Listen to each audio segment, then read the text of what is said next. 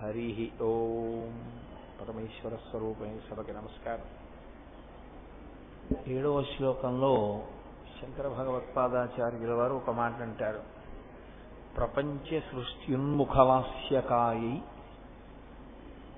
సమస్త సంహారక తాండవాయ జగజ్జనన్యై జగదేకపిత్రే నమశివాయై చ నమశివాయ అంటారు.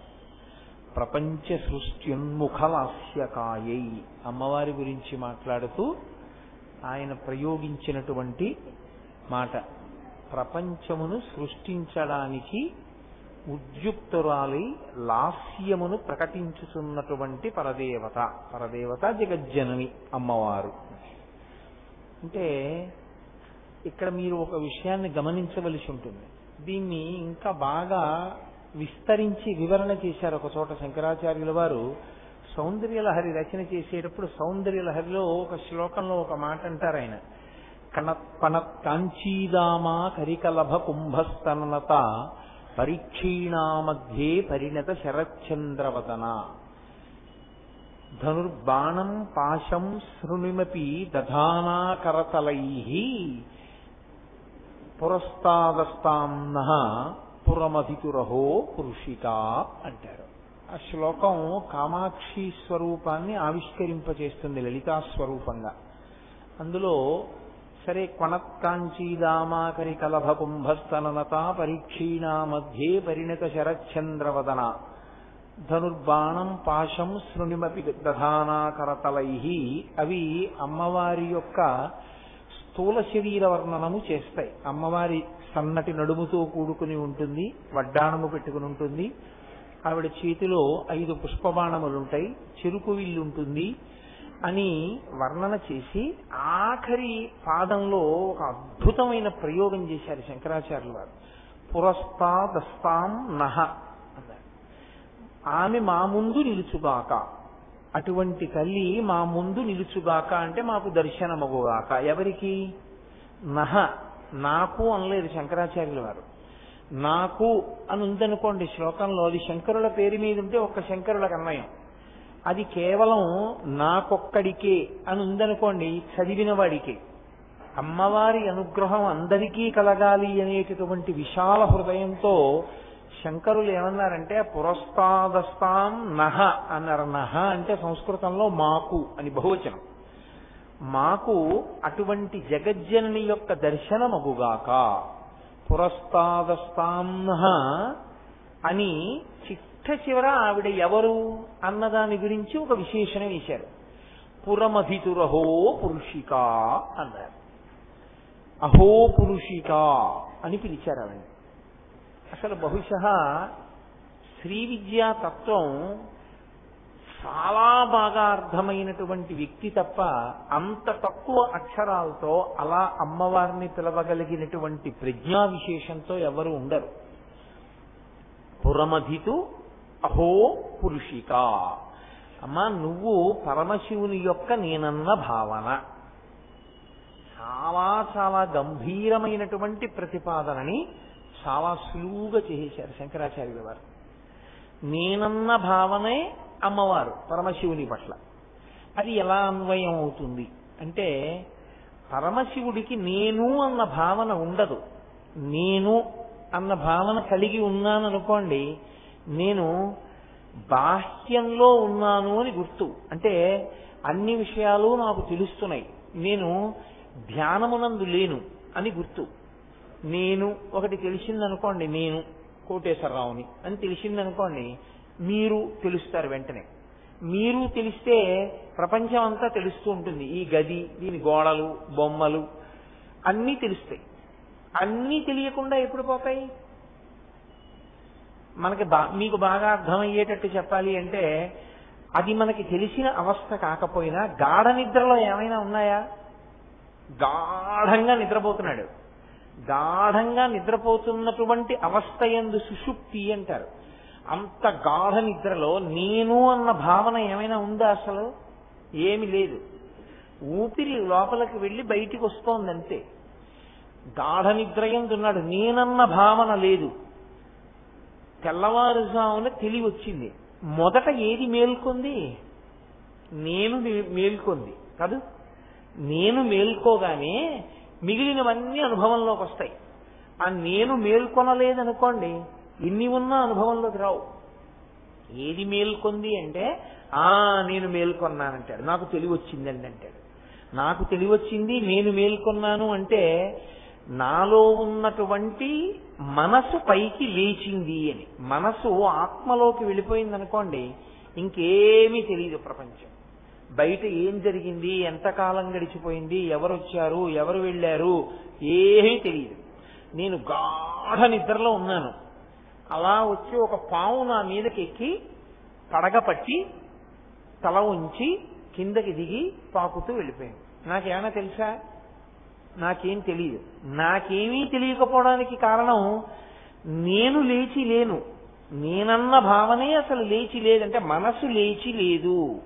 మనసు ఇంద్రియములతో కలిసి లేచిందనుకోండి పైకి, అప్పుడు మనసు వెంటనే కంటితో సంబంధం పెట్టుకుని చూస్తుంది, మనసు చెవితో సంబంధం పెట్టుకుని వింటుంది, మనసు చర్మంతో సంబంధం పెట్టుకుని స్పర్శని తెలుసుకుంటుంది. మనసు ఇంద్రియాల్ని మూట కట్టుకుని ఆత్మలోకి వెళ్ళిపోయింది అనుకోండి, ఏమీ తెలియదు. గాఢ నిద్ర యందు ఏమీ తెలియదు. అందుకే ఒక తమాషా అయిన ప్రతిపాదన ఒకటి ఉంది వేదాంతమునందు. మృత్యువునకు ఎందుకు భయపడతావు? మృత్యువు ఒక దీర్ఘకాలిక నిద్ర అన్నాడు ఒక ఆయన. అదొక దీర్ఘకాలిక నిద్ర. ఎటువంటి దీర్ఘకాలిక నిద్ర అంటే, మామూలుగా గాఢ నిద్రలోకి వెళ్ళిపోయినప్పుడు బయట ఏం జరుగుతోందో తెలీదు. మృత్యు అనబడేటటువంటి గాఢ నిద్రలోకి వెళ్ళినప్పుడు జీవుడు ఇంకో శరీరంలోకి వెళ్ళిపోయే వరకు తెలియదు. అందుకే చాలా తెలివైన మాట ఒకటి అన్నాడు. అసలు నేనంటూ భయపడవలసిన అవసరం లేనిది ఏదైనా ఉంటే మృత్యు ఒకటే.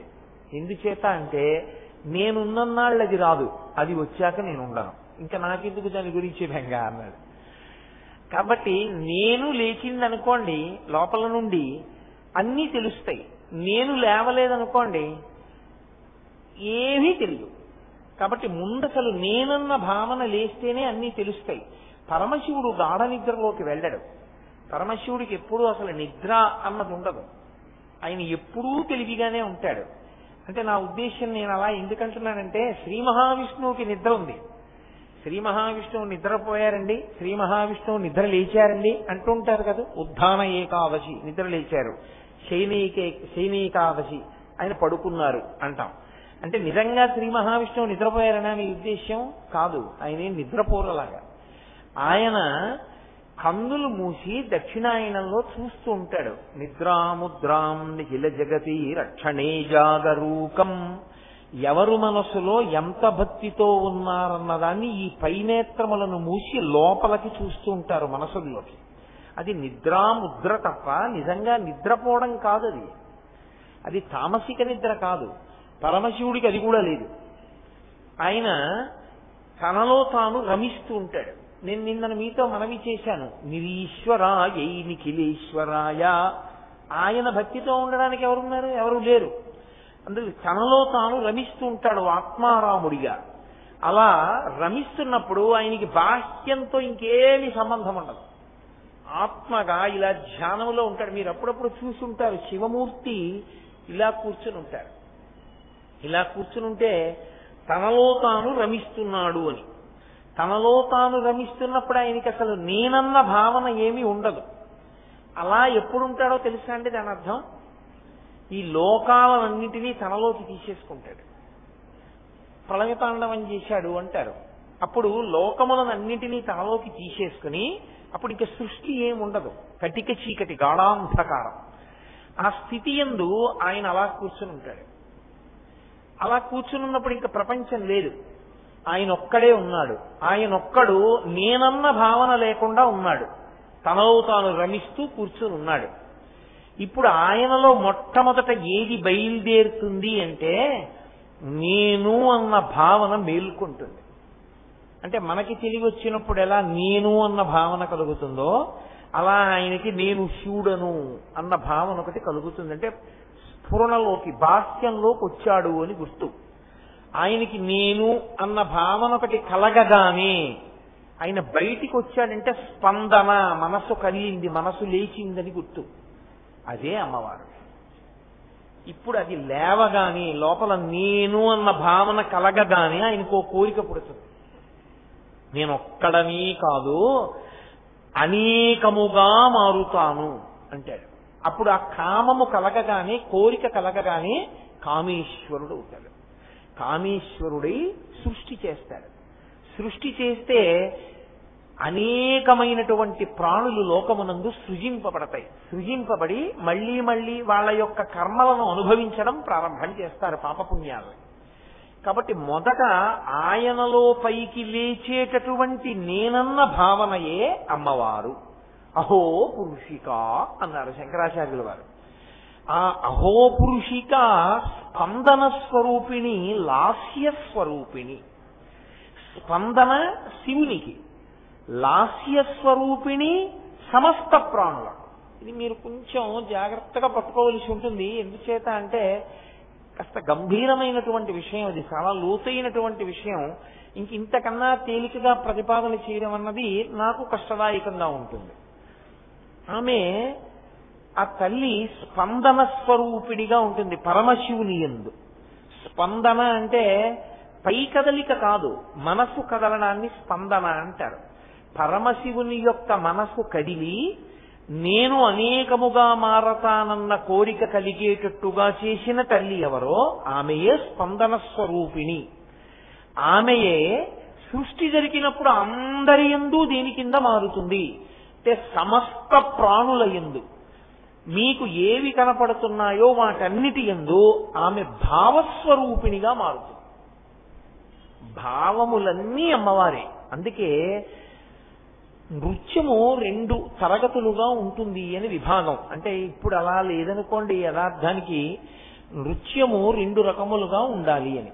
ఒకటి పురుషులు చేసేది, 2 స్త్రీలు చేసేది. స్త్రీలు చేసేటటువంటి నృత్యమునందు అభినయ లాస్యములే ఉంటాయి. పురుషుని నృత్యమునందు తాండవముగా ఉంటుంది. తాండవము అంటే జతిభేద గతిభేదముల చేత నృత్యం ఆవిష్కరింపబడుతుంది. స్త్రీ చేసే లాస్యము అభినయము ఉంటాయి. అంటే మీరు పట్టుకున్నారో లేదో, నేను ఒక ఉదాహరణ మీకు చెప్పాలి అనుకోండి. కస్తూరీ తిలకం లలాట పలకే వక్షస్థలే కౌస్తుభం నాసాగ్రే నవమౌక్తికం కరతలే వేణుం. ఇది శ్లోకం. ఇప్పుడు ఈ శ్లోకాన్ని ఒక స్త్రీ నృత్యం చేస్తోందనుకోండి. స్త్రీ నృత్యం చేస్తే ఎలా చెయ్యాలని శాస్త్రం అందంటే లాస్య అభినయములు చెయ్యాలి. లాస్యము అంటే ముఖమునందు భావమును ప్రకటనం చెయ్యాలి. ఆ శ్లోకంలో ఎవరిని చెప్తున్నారు? కృష్ణుణ్ణి చెప్తున్నారు. కాబట్టి తాను కృష్ణుడిలా నిలబడి కస్తూరి తిలకం అని, ఆయన కస్తూరి తిలకం పెట్టుకున్నట్టుగా అభినయం చేయాలి.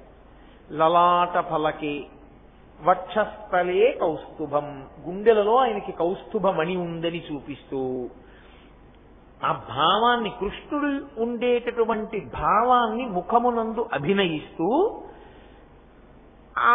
ఆయా ఆ శ్లోకమునందు ప్రతిపాదింపబడినటువంటి విషయాన్ని లలితముగా అభినయించి చూపిస్తారు.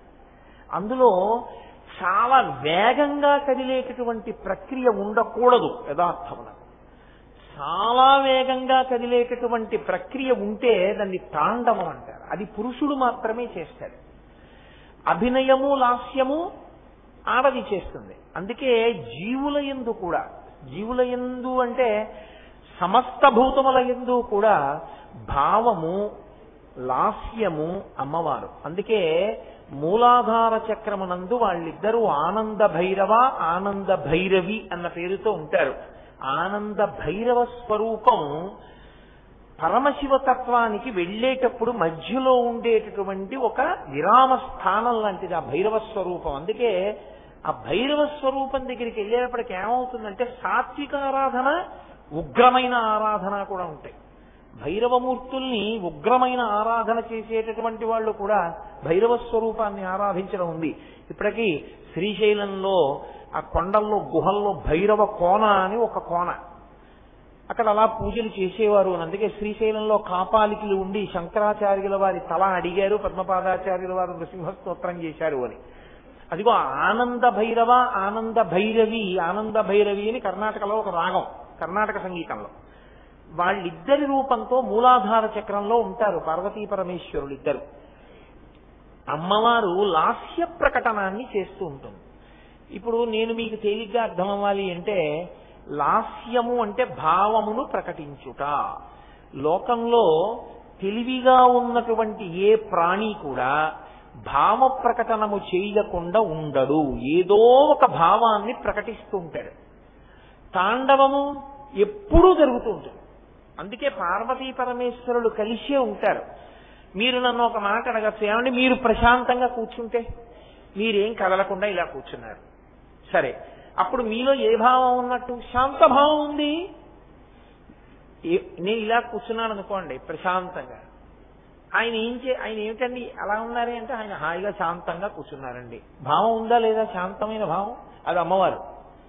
మరి మీరు కదలట్లేదు కదండి, మీ కాళ్ళు చేతులు కదలట్లేదు కదా, తాండవము లేదు కదా, కదలిక లేకపోతే అప్పుడు పరమశివుడు, నా ఊపిరితిత్తులు కదులుతున్నాయా, నా గుండె కొట్టుకుంటోందా, నా రక్తం ప్రసరణ జరుగుతోందా, నాలో ఉన్నటువంటి నాడులన్నీ కదులుతున్నాయా, ఈ కదలికలే పరమశివుడు.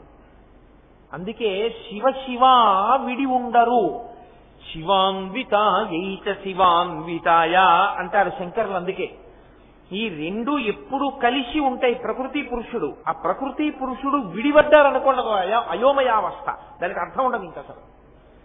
కాబట్టి ఎప్పుడు ఇద్దరు కలిసే ఉంటారు. ఆ కలిసి ఉన్నప్పుడు కదలికలన్నీ శివుడివి, భావములన్నీ అమ్మవారి. నేను కదులుతూ ఇలా అన్నాను అనుకోండి, ఇప్పుడు నాలో ఉన్నటువంటి రౌద్రము కోపం అమ్మవారు, ఆ భావం. ఇలా చూపించినటువంటి కదలిక పరమశివుడు. మీరు చూడండి, లోకంలో అలా చూస్తుంటే కొంతమంది అంటారు, కొంతమంది నవ్వుతూ ఉంటారు, కొంతమంది ఏడుస్తూ ఉంటారు, కొంతమంది దెబ్బలాడుకుంటూ ఉంటారు. ఇవన్నీ భావములే, రకరకాల భావాలు. ఆ భావాలకి అనుగుణంగా శరీరము కదులుతుంది, దానికి ఆ లక్షణం ఉంటుంది.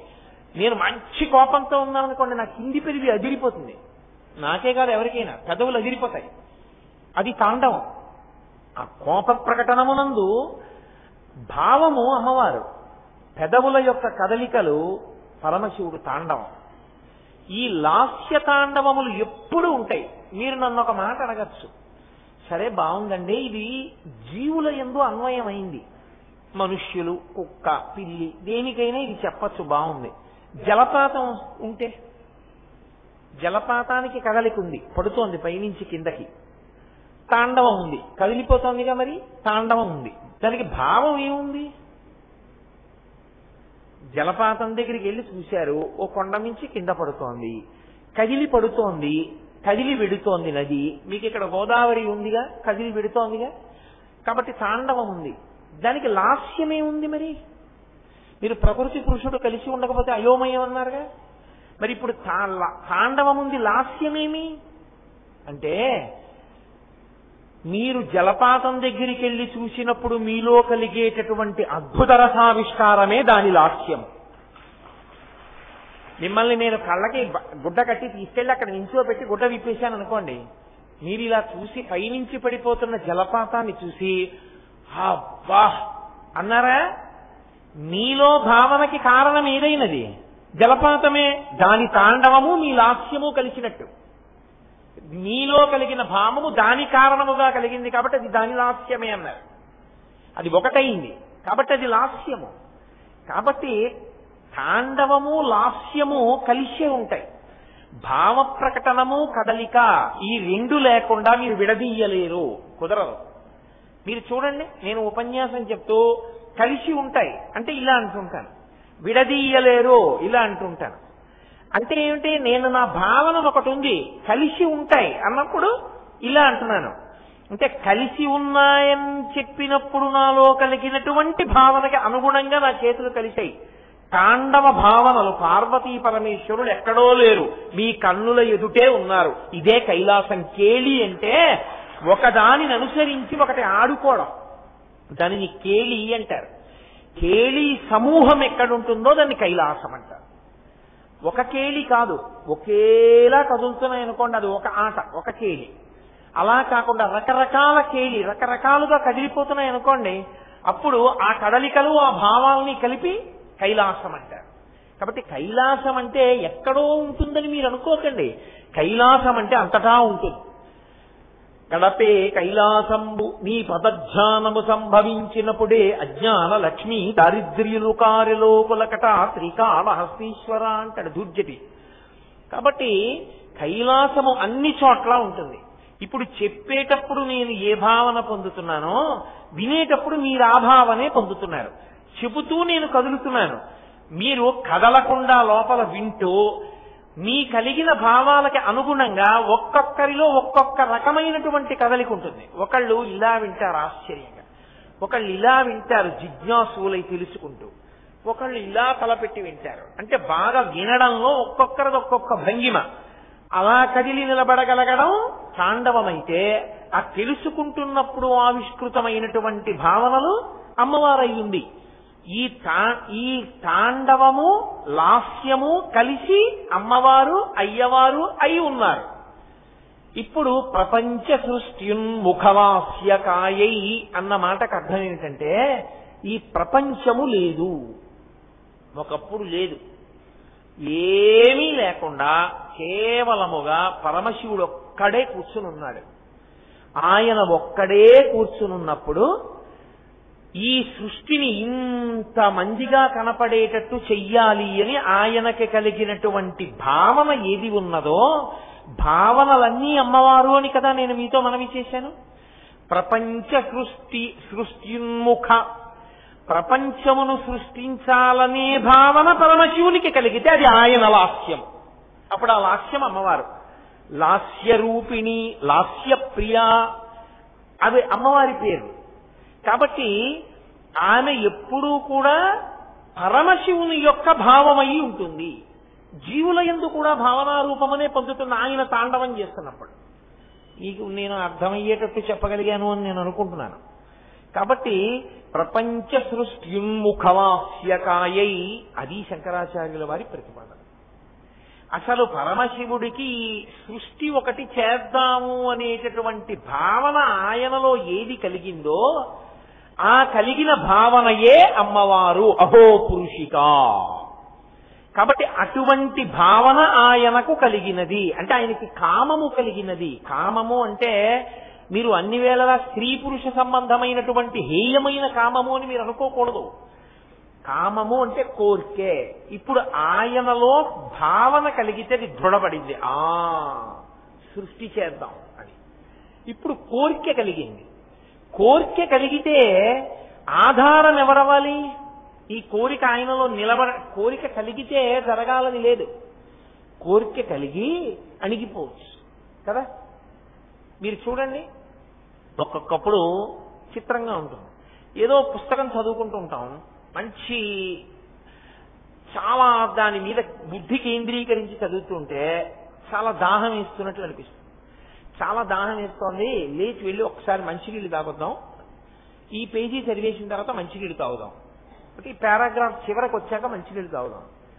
ఆ పారాగ్రాఫ్ చివరికి వెళ్ళేటప్పటికీ ఆ చదువుతున్న విషయం మీద ఉద్విగ్నత ఇంకా పెరిగిపోయి మర్చిపోయి అలాగే చదువుకుంటూ ఉండిపోయాడు. వెక్కిళ్ళు వచ్చాయి.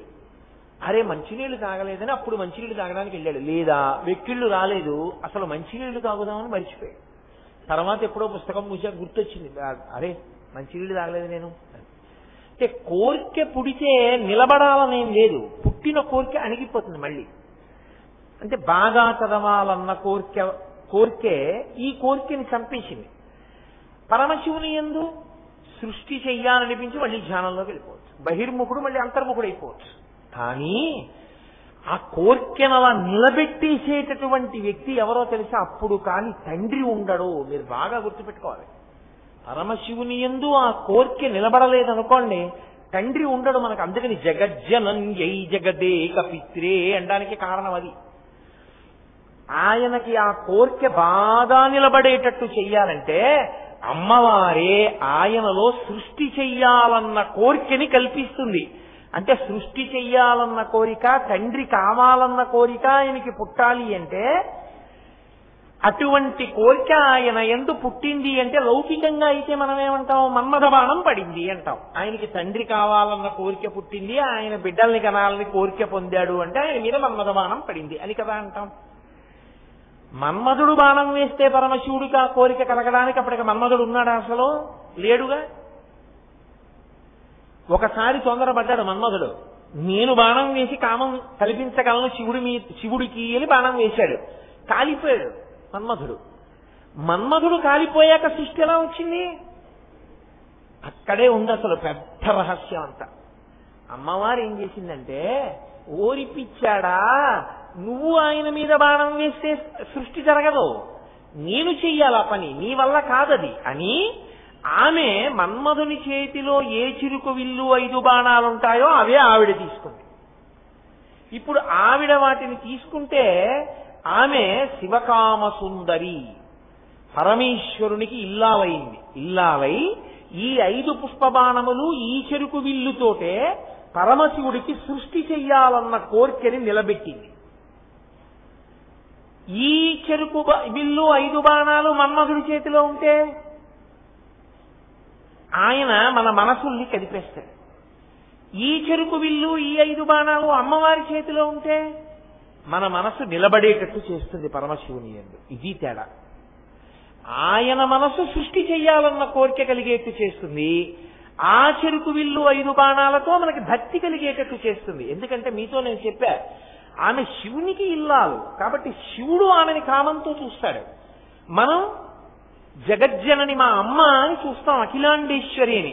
అప్పుడు ఆ చెరుకు విల్లు 5 బాణాలు దేనికి పనికొస్తాయి? మనోరూపేక్షుకోదండ పంచతన్మ అస్త్రసాయక. ఆ 5 బాణాలు, ఆ చెరుకు విల్లు మన మనస్సుని, మన పంచతన్మాత్రల్ని పరమశివుడి వైపుకి తిప్పడానికి, భక్తి వైపు తిప్పడానికి పనికొస్తాయి. అందుకే మన్మధుడి వలన కలిగిన భయం దేని వల్ల పోతుంది అంటే, అమ్మవారి చేతిలో ఉన్న చెరుకు విల్లు 5 బాణములు చూస్తే పోతుంది. ఇవే మన్మధుడి చేతిలో ఉంటే పరమశివుని మీద భక్తితో మీరు నిలబడలేరు, మీ మనస్సు కదిలిపోతుంది.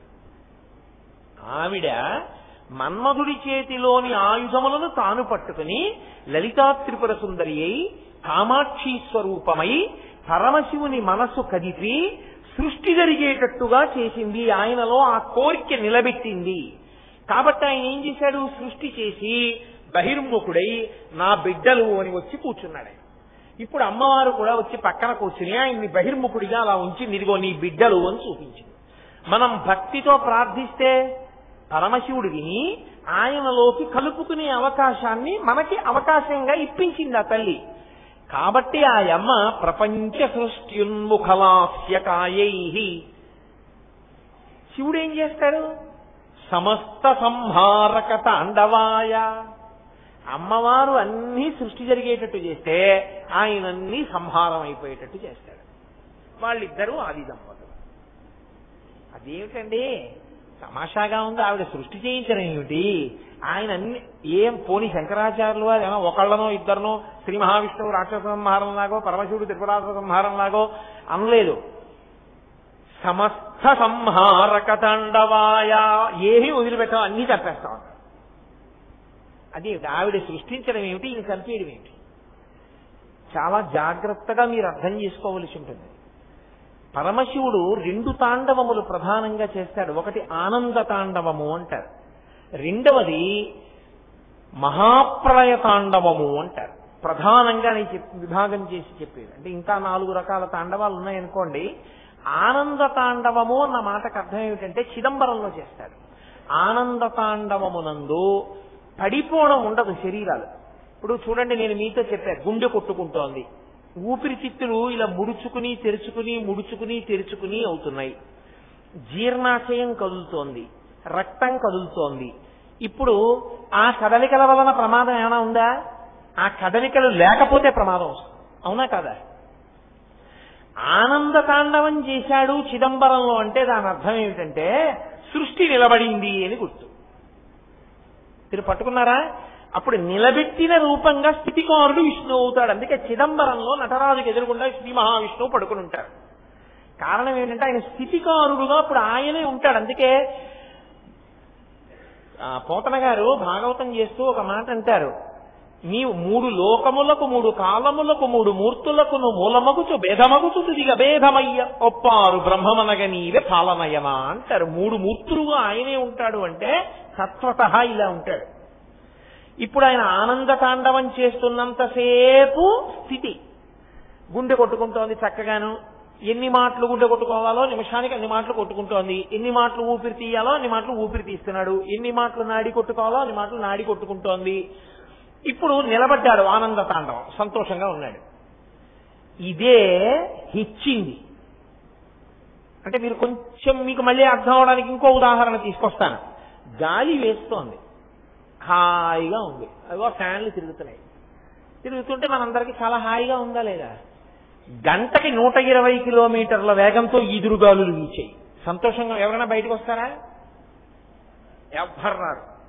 పైగా టీవీలో చెప్తారు, గంటకి 120 కిలోమీటర్ల వేగంతో ఈదురుగాలులు వీస్తాయి, సముద్రంలోకి చేపలు పట్టేవారు వెళ్లరాదని హెచ్చరించడమైనది, విద్యుత్ స్తంభములు ఒరిగిపోవచ్చు, కమ్యూనికేషన్ సౌకర్యములకు అంతరాయము కలుగవచ్చు, లోతట్టు ప్రాంతములందున్న ఇళ్లు సముద్రం చేత కొట్టుకొని పోవచ్చు, రవాణా సౌకర్యములకు అంతరాయము కలుగవచ్చు. కాబట్టి ప్రభుత్వం పల్లపు ప్రాంతాలలో ఉన్న వారిని ఖాళీ చేయించేస్తోంది. ఇప్పుడు ఏమైంది? గాలి 120 కిలోమీటర్ల గాలి సంపేయడానికి కారణమైంది. దాన్ని ప్రభంజనం అంటారు. ఇప్పుడు ప్రభంజనం అంటే, భంజనం అంటే విరిచేయడం. ఇప్పుడు అదే గాలి ఏం చేస్తుందంటే విరిచేస్తుంది. దేన్ని? ఏదడ్డొస్తే దాన్ని. అది ఇలా వీస్తున్నప్పుడు దానికి ఏదడ్డొచ్చిందో దాన్ని విరిచింది. అంతకుముందు అదే గాలి మామూలుగా వేస్తుంటే అందరూ హాయిగా తిరిగారు, సముద్రంలోకి వెళ్ళేవాళ్ళు కూడా సముద్రంలోకి వెళ్ళారు. ఇప్పుడు అదే గాలి చంపేస్తోంది. అలాగే ఆనంద తాండవము ప్రళయ తాండవం అయిందనుకోండి, వ్యక్తి పాలిటైతే వ్యక్తి పడిపోతాడు, వ్యష్టి పాలిటైతే మొత్తం సృష్టి పడిపోతుంది. అంతే తేడా. ఊపిరి మామూలుగా తీసి మామూలుగా వదిలిపెడుతున్నంతసేపు పర్వాలేదు అన్నాడు అనుకోండి, ఎగూపిరి వచ్చేసిందని తీసుకెళ్లిపోతారు. వేగం పెరిగిపోతే పోయడా లేదా? అయిపోయింది, వెళ్ళిపోతున్నాడన్నాక అదో గుర్తు. కొట్టుకోవలసిన గుండె, రక్తం పరిగెత్తవలసిన వేగం విపరీతంగా మారిపోయి చాలా వేగంగా పరిగెత్తేస్తుంది అనుకోండి, బ్లడ్ ప్రెషర్ వచ్చేసిందంటే పడుకోబెట్టేస్తారు, చిట్లిపోతాయి నరాలు. అప్పుడు అది ప్రభంజనం, అది ప్రళయం, ప్రళయ తాండవం. ఆ ఊపుకి నిలబడలేడు, నిలబడలేక శరీరం పడిపోతుంది. అయితే ఆయన ఏం చేస్తాడంటే మహాప్రళయ తాండవం అని ఒకటి చేస్తాడు. అప్పుడు ఎవరు ఉండరు ఇంకా. ఆ మహాప్రళయ తాండవం జరిగేటప్పుడు అమ్మవారు ఒక్కతే చూస్తూ నిలబడుతుంది. అందుకే మహాప్రళయ తాండవ సాక్షిణి అని పేరు.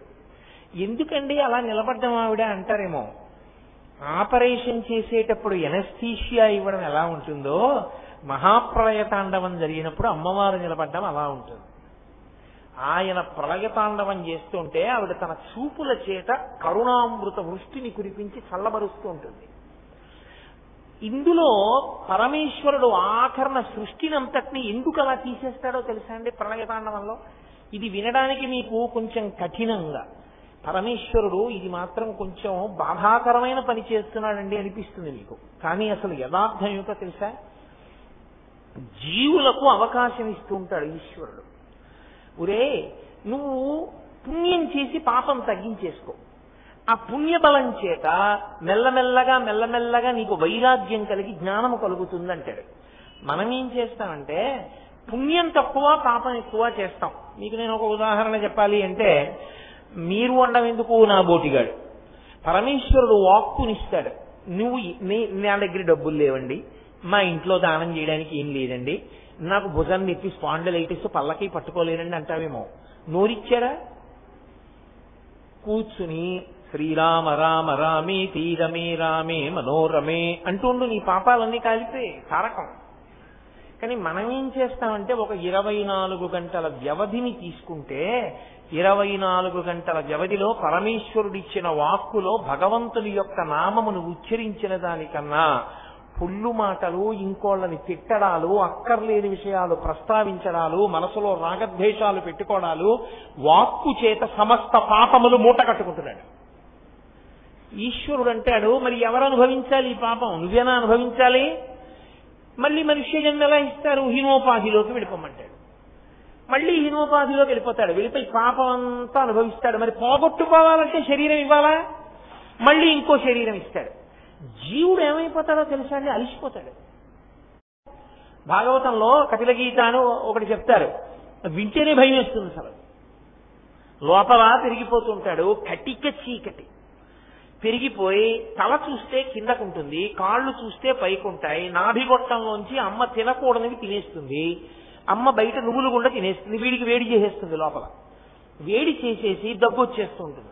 ఆ దగ్గుకి శ్లాష్మ తల కింద పెట్టి దగ్గుతాడు. మలమూత్రములను విసర్జించడం అలవాటు అవుతుంది. అవి తల మీదే పడిపోతాయి. చిన్న చిన్న సూక్ష్మక్రిములు పెరిగి కొరుకుతూ ఉంటాయి. చెయ్యి జాపి గోక్కోవడానికి అవకాశం ఉండదు. ఇలా వంగి ఉంటాడు. బాధ అనుభవించి అనుభవించి ఒక స్థితిలో కాలు చెయ్యి కదపడానికి ఉండదు ఇంక అమ్మ కడుపులో. అలా ఉండి ఈశ్వరుణ్ణి ప్రార్థిస్తాడు, ఈశ్వరా నన్ను పైకి తోసేవయ్యా ఒక్కసారి అని. ప్రసూతి వాయువై ఈశ్వరుడు బయటికి తోస్తాడు. అప్పుడు బయటికి వచ్చి పడిపోతాడు. కపిల మహర్షి దేవహూతిని కూర్చోబెట్టి చెప్తాడు తల్లిని, అమ్మ జీవులు ఇంత కష్టపడుతూ ఉంటారు, అయినా మరిచిపోతారు ఎందుకు వచ్చిందో మనుష్య జన్మ, మరిచిపోయి మళ్ళీ మోహంలో పడిపోతారమ్మా అంటాడు. ఇలా జీవుడు శరీరాలు మార్చుకుని పుట్టి అనుభవించి కష్టాలు పడి చచ్చి చేస్తూనే ఉంటాడు. పరమాచార్య స్వామి వారికి పూర్వాశ్రమంలో ఒక్కతే చెల్లెలు, కటిక దరిద్రం అనుభవించారు ఆవిడ. పరమాచార్య స్వామి వారంటే నడిచే దేవుడిని పేర్గాంచిన మహనీయులు. ఆయన దగ్గర పీఠంలో అందరూ వీళ్ళన్నారు, అయ్యా పూర్వాశ్రమంలో మీ చెల్లెలు అన్నం తినడానికి లేక బాధపడుతున్నారు, మేము అందరం కలిసి ఆవిడికి సాయం చేద్దాం అనుకుంటున్నాం అన్నారు. పరమాచార్య స్వామి వారు ఏమన్నారో తెలుసా అండి? చెయ్యకండి, ఆవిడ్ని అలా బాధపడనివ్వండి అన్నారు. అదేమిటండి అలా అన్నారన్నారు? పాపం అనుభవించేస్తే పోతుంది, అందుకని అనుభవించేనివ్వండి, అక్కడతో సుఖపడుతుంది. తర్వాత పాపం అనుభవించవలసిందే జీవుడు, తప్పించుకోవడానికి ఉండదు. కాబట్టి ఈ జీవులు అలిసిపోతారు. ఇప్పుడు అలిసిపోయాక వీళ్ళందరికీ కలిపి ఓ విశ్రాంతి ఇవ్వాలి. సినిమా హాల్లో చూడండి, మీరు ఇంటర్వెల్ విశ్రాంతి అని ఇచ్చాడు అనుకోండి, అందరూ లేచి బయటికి వెళ్ళిపోవచ్చు. మళ్ళీ మొదలెట్టే ముందు బెల్ల కొడతాడు, అందరూ లోపలికి వెళ్ళిపోయి కూర్చోవచ్చు ఎవడి స్థానంలో వాడు. ప్రళయతాండవమునందు పరమేశ్వరుడు ఏం చేస్తాడంటే, జీవులందరూ అలిసిపోయారు, పాపం శరీరాలు మారి మారి మారి మారి ఇంకా వాళ్ళు నన్ను పొందగలిగినంత జ్ఞానాన్ని పొందలేదు, భక్తితో ప్రవర్తించలేదు, కష్టాలు పడుతూనే ఉన్నారు, పాపాలు చేస్తూనే ఉన్నారని తాత్కాలిక విశ్రాంతినిస్తాడు. విశ్రాంతినిచ్చి జీవులందరూ నా ఎందలా పడుండండి అంటాడు. అది ఎలా ఉంటుందంటే, ఒక మైనపు ముద్దని నల్లపూసల మధ్యలో ఇలా నొక్కి పైకెత్తాను అనుకోండి, ఇప్పుడు నల్లపూసలన్నీ ఏమవుతాయి? మైనపు ముద్ద కట్టుకుపోతాయి. పరమశివుడు మహాప్రళయతాండవం చెయ్యడం అటువంటిదే. జీవులన్నిటినీ తనలోకి తీసేసుకుంటాడు, తీసేసుకుని కూర్చుంటాడు. మైనపు ముద్దని నల్లపూసల మధ్యలో నుంచి అక్కడ ఎట్టాను అనుకోండి, అవి దానికి అంటుకుని ఉంటాయి. మళ్ళీ ఆ మైనపు ముద్దకి వీటిని ఒకసారి దులిపి కింద వేద్దామనిపించింది అనుకోండి, అలా చేద్దామనిపించిన కోరిక అమ్మవారు భావన. ప్రపంచ సృష్టి ఉన్ముఖలాస్యకాయై సమస్త సంహారక తాండవాయ. ఆ నల్లపూసలు కిందేస్తే సృష్టి, అంటుకుంటే మహాప్రళయం. తీసేసుకున్నాడు మళ్ళీ తనలోకి. తీసుకుని మళ్ళీ వీళ్ళందరూ కొంతకాలం విశ్రాంతి పొంది అమ్మయ్యా అన్న తర్వాత అప్పుడు మళ్ళీ పునఃసృష్టి చేసి ఎవరెవరి పాప పుణ్యములకు అనుగుణంగా మళ్ళీ శరీరాలు ఇస్తూ ఉంటాడు. ఏమంటే ఇలా శరీరాలు ఇవ్వడం పాపపుణ్యాలు అనుభవించడమేనా? ఇంకా దానికి అంత్యం ఉండదా? ఉంటుంది. అది కూడా పరమశివుడే ఇస్తాడు. అందుకే 3 ప్రళయములు చేస్తుంటాడు. నిత్య ప్రళయము, ఆత్యంతిక ప్రళయము, మహాప్రళయము అని 3 ప్రళయాలు చేస్తాడు. మొదటి విశ్రాంతి ఎక్కడిస్తాడంటే, ఇక్కడే ఇప్పుడే అలిసిపోయినటువంటి ప్రాణికి రాత్రి రూపంలో నిద్రాకాలిక సుఖాన్ని ఇస్తాడు. నిద్రని మించిన సుఖం లేదు లోకంలో. ఆఖరికి ఏడిచి ఏడిచి ఏడిచి ఏడిచి బెంగ పెట్టుకున్నవాడైనా సరే, ఏదో మా అమ్మగారు శరీరం విడిచిపెట్టారు ఒక రోజున. ఆ రోజు నేను ఎంతో బెంగ పెట్టుకుని ఎంతో ఏడ్చాను మా అమ్మగారు వెళ్ళిపోయిన రోజున. మా అమ్మగారు వెళ్ళిపోయిన రోజున నేను ఏడ్చి ఏడ్చి ఏడ్చి అలిసిపోయి నిద్రపోతే నేను నా భారాన్నంతటినీ మర్చిపోయాను. నిద్రలో అమ్మ చనిపోయిందన్న భావన ఉందా? మర్చిపోయానంటే. నిద్రలో సుఖమే. మళ్ళీ నిద్ర లేచేటప్పటికీ అమ్మ చనిపోయిందని గుర్తొచ్చింది, మళ్ళీ ఏడుపు వచ్చింది. అంటే ఏడిచి ఏడిచి అలిసిపోయాడు, తిరిగి తిరిగి అలిసిపోయాడు, పని చేసి చేసి అలిసిపోయాడు. జీవులందరినీ పడుకోనిద్దామని రాత్రి వేళ ఆయన నిద్రపోవడానికి నిద్రాకాలిక సుఖముగా ఆవహిస్తాడు వచ్చి. అందుకని దాన్ని నిత్య ప్రళయము అంటారు. ఆయన కానీ అలా రాలేదనుకోండి, ఆయన నిద్ర ఇవ్వలేదనుకోండి, నిద్ర మీరు తెచ్చుకోలేరు. మీరు ఫ్యాన్ వేసుకోగలరు, ఆల్అౌట్ పెట్టుకోగలరు, పరుపు మీద పడుకోగలరు, తల కింద తలగడా పెట్టుకోగలరు, ఏదో ఏసీ ఆన్ చేసుకోగలరు. ఇన్ని చేసినా నిద్ర రావాలని ఏం లేదు. నిద్ర వస్తేనే సంతోషం, నిద్ర రాలేదో నరకమే ఆ రోజు రాత్రి. కాబట్టి ఆ నిద్రాకాలిక స్వరూపుడై ఆవహించి బడలికనంతటినీ తీసేస్తాడు. అది మొదట చేసేటటువంటి అనుగ్రహం. కాబట్టి దాన్ని నిత్య ప్రళయము అంటారు. ఆత్యంతిక ప్రళయము అని ఒకటి ఉంటుంది, అందులో జ్ఞానం ఇస్తాడు. ఇక జ్ఞానం వచ్చిందనుకోండి, ఆ జ్ఞానం ఆవిర్భవించిందనుకోండి, నేను ఇది కాదు అని తెలిసిపోతుంది తనకి. లోపల ఉన్న ఆత్మ నేను అని అదిగా నిలబడతాడు. నిలబడినప్పుడు ఏం చేస్తాడంటే, దీనికి ఆకలేస్తోంది, దీనికి బాధ కలిగింది, దీనికి కురుపు పుట్టింది. రమణ మహర్షికి సర్కోమా వచ్చింది. ఇక్కడ ఒక రాతపుండు లాంటిది పుట్టి విపరీతమైన నిప్పి రక్తం ఓడిపోతోంది. ఆయన అనేవారు, పాపం ఇది చాలా బాధపడుతోంది, నేను ఆత్మ చూస్తున్నాను ఇది బాధపడుతుంటే, దీని బాధ చూస్తున్నాను ఇది బాధపడుతోంది, దీనికి నొప్పెడుతోంది. మీరు అందుకే చూడండి, ఆత్మ చూడడం మీకు అప్పుడప్పుడు తెలుస్తుంది. అన్నీ కంటితో చూస్తాం కదా, కన్ను చూడలేకపోతోందని ఎవరు చూస్తున్నారు? పుట్టినరోజు కదా అని సంతోషంగా నాన్నగారండి నేను పోస్తాను కుక్కుడు పులుసు అని కూతురు కుక్కుడు పులుసు పోసింది. ఆ పులుసు పోస్తూ ఏదో కబుర్లు చెప్పింది, కబుర్లు చెప్తూ కుక్కుడు పులుసు నాన్నగారండి తల రుద్దుతానని తల రుద్దింది. తండ్రి పులిసిపోయాడు, ఆహా నా కూతురు ఇంత ప్రేమతో తలంటి పోస్తోంది నాకని. ఈలోగా పొరపాటున కన్ను తెరిచాడు, కుంకుడు పులుసు కంట్లోకి వెళ్ళింది. బయటికి వచ్చి తల తుడుచుకుని కళ్ళు ఇలా మూసుకున్నాడు. ఎందుకంటే ఒక కంటితో చూసి ఒక కన్ను మూస్తే ఆ చూస్తున్న కన్ను వల్ల రెండో కన్ను నొప్పెడుతుంది. రెండు కన్నులు మూసే ఉంచాలి. నాన్నగారండి టీవీలో చూడండి గంగానది చూపిస్తున్నారు అంది నా కూతురు. చూడలేనమ్మా, కన్ను చూడటం లేదు, కన్ను బాధ పెడుతోంది అన్నాను. కన్ను చూడలేకపోతోంది, కన్ను బాధ పెడుతోందన్న విషయాన్ని చూస్తున్నది ఎవరు? దానికి బాధ లేదు, అది బాధకి సాక్షిగా చూస్తోంది, అది ఆత్మ. అది నేనుగా నిలబడిన వాడు దీనికి సాక్షిగా ఉంటాడు. ఇది పడిపోతున్నప్పుడు కూడా ఇది పడిపోతోందంటాడు, ఇది చచ్చిపోతోందంటాడు తప్ప నేను చచ్చిపోతున్నానంట, నాకు చావు లేదు, నేను అలాగే ఉంటానంటాడు. అది జ్ఞానము, అద్వైతానుభూతి అంటారు. అది అలా నోటితో చెప్పడం కాదు, అనుభవంలోకి వచ్చిన వాడెవడో వాడు జ్ఞాని. అదిగో అలా వచ్చింది కొంతమంది మహాపురుషులకు, భగవాన్ రమణుల వంటి వారికి. అటువంటి జ్ఞానమిచ్చి ఆత్మగా నిలబెట్టి తనలో కలిపేసుకుంటాడు. ఇక వాళ్ళకి పుట్టుకుంటది, ఇక శరీరాన్ని పుచ్చుకోరు వాళ్ళు. దాన్ని ఆత్యంతిక ప్రళయము అంటారు. అలా జ్ఞానమును పొంది భక్తితో బతకలేని వాళ్ళు ఉంటారు. అలా బతకడం అంటే మాటలు కాదు, దాన్ని ఎంత భక్తితో జీవించేవారో తెలుసా? నమో వృక్షేభ్యో హరికేశాయోపవీతినే పుష్పాణం పతజే నమో నమో అంటూ అభిషేకం చేసేస్తారు. రేపు మహాశివరాత్రి వస్తోంది చూడండి. శివలింగాల దగ్గరికి వెళ్ళి ఓహో చేసేసి అవన్నీ తొక్కేసి నానా హడావిడి చేస్తారు. ఇన్ని అన్నాడు కదా, నమో వృక్షేభ్యో అన్నాడు, వృక్షం నువ్వే అన్నాడు. అన్నవాడు ఏం చేస్తాడు, అందులో ఆకుపచ్చ రంగు నువ్వే అన్నాడు. ఆకుపచ్చ రంగు ఆకులో ఉంటుంది.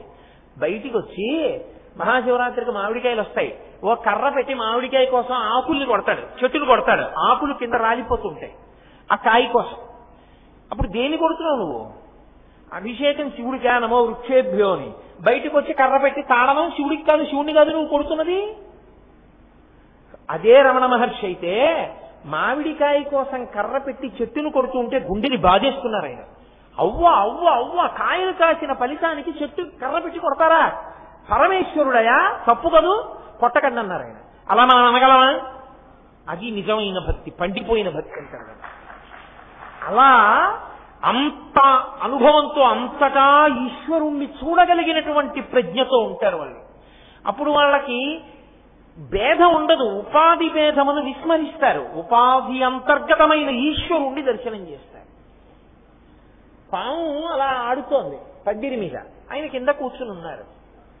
సూర్య నాగమ్మ గారని ఆవిడ రాస్తుండేవారు ఎప్పుడు. ఆవిడ వచ్చి కూర్చున్నారు. కూర్చుని పైకి చూశారు. భగవన్ పాము అన్నారు. అవును, ఇవాళేమి వారం రోజులుగా ఆయన వస్తున్నారు. వారు అలా తిరుగుతారు. తిరిగి వారు చెట్టు మీదకి వెళ్ళిపోతారు. వారు ఎవరిని ఏం చేయరు అన్నారు. ఆయన ఎవరిని, కుక్కని కూడా అది కుక్క అనేవారు కాదు, వారు వస్తున్నారు అనేవారు. ఆయన అందరినీ అంత గౌరవించారు. నేను ఈశ్వరుడు ఆయన దృష్టిలో, కుక్క రూపంలో ఈశ్వరుడు. అందుకని ఆయన ఎవరిని ఏమనేవారు కాదు. వారు వస్తున్నారు వారం రోజుల నుంచి, అలాగే తిరుగుతారు. వారు తిరిగి చెట్టు మీదకి ఎక్కి వెళ్ళిపోతారు. అంటే ఆవిడన్నారు, మీకంటే అలాగే కనిపిస్తుంది, మేము హడిలిపోతాం, కాబట్టి మీరు వారికి చెప్పండి అన్నారు. అంటే ఆయన అన్నారు, ఆ పాము వంక చూసి, వీరు మిమ్మల్ని చూస్తే భయపడతారట, మరి ఎందుకు మీరు వారిని భయపడతారు, మీరు ఎక్కడైనా తిరగకూడదు అన్నారు. వెళ్ళిపోయింది. ఆ పాము రాలేదు. ఆత్మతో మాట్లాడుకున్నప్పుడు భాష సంబంధం ఉండదు. కాబట్టి జ్ఞాని ఆ స్థాయికి వెళ్ళిపోతాడు. అది మనం అనుకరిద్దామంటే వచ్చేది కాదు, ఆంతరమునందు భక్తి పండితే వచ్చేది. దాన్ని ఆత్యంతిక ప్రళయము అంటారు శివ. అందుకే జ్ఞానదాత మహేశ్వర. శివభక్తి లేకుండా జ్ఞానము రాదు. శివభక్తియే జ్ఞానమునకు కారణము. ఐశ్వర్యము జ్ఞానము రెండూ ఇవ్వగలిగినది శివభక్తియే. అందుకే ఆ పరమేశ్వరానుగ్రహంగా జ్ఞానం ఎవడికి కలిగిందో వాడు చిట్ట చివరిసారి చనిపోతాడు. అంటే శరీరం పడిపోతుంది. ఇక వాడు మళ్ళీ శరీరం పుచ్చుకోడు. అంటే పుట్టుకుండదు కాబట్టి ఇంకో సావు ఉండదు. అది ఆత్యంతిక ప్రళయము.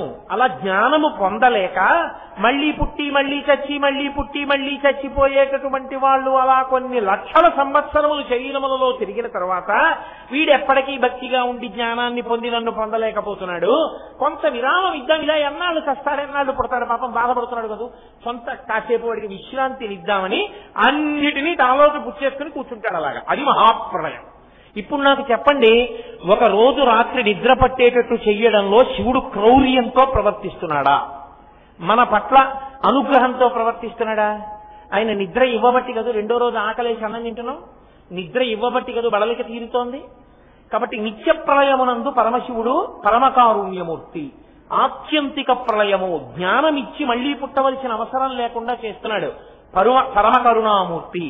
ఆయన మహాప్రళయమునందు మనం ఇంకా బాధపడలేనంతగా జసిపోతే మనకి విశ్రాంతినిచ్చి తనలోకి తీసుకుని కొంతకాలం విరామం ఇస్తున్నాడు పరమకారుణ్యమూర్తి. సంహార ప్రక్రియ యందు ఎక్కడ ఆయనలో క్రౌర్యం ఉన్నది, ఎక్కడా క్రౌర్యం లేదు. అందుకే పరమేశ్వరుడు విశ్రాంతికారకుడై ఉంటాడు. అమ్మవారు మళ్ళీ శరీరం పుచ్చుకోవడానికి కారణమై ఉంటాడు. కాబట్టి అలా మీ ఇద్దరు లోకాలని ఉద్ధరిస్తున్నటువంటి స్వరూపులు. ఇది చెప్పడం శంకరాచార్యుల వారి ఉద్దేశం. అందుకే మీకు కుటుంబంలో కూడా పుట్టినప్పుడు బిడ్డడికి ఎవరూ తెలియరు, అమ్మ ఒక్కతే తెలుసు. వాడికి ఎవరు తెలుసు? ఎవ్వరూ తెలియదు.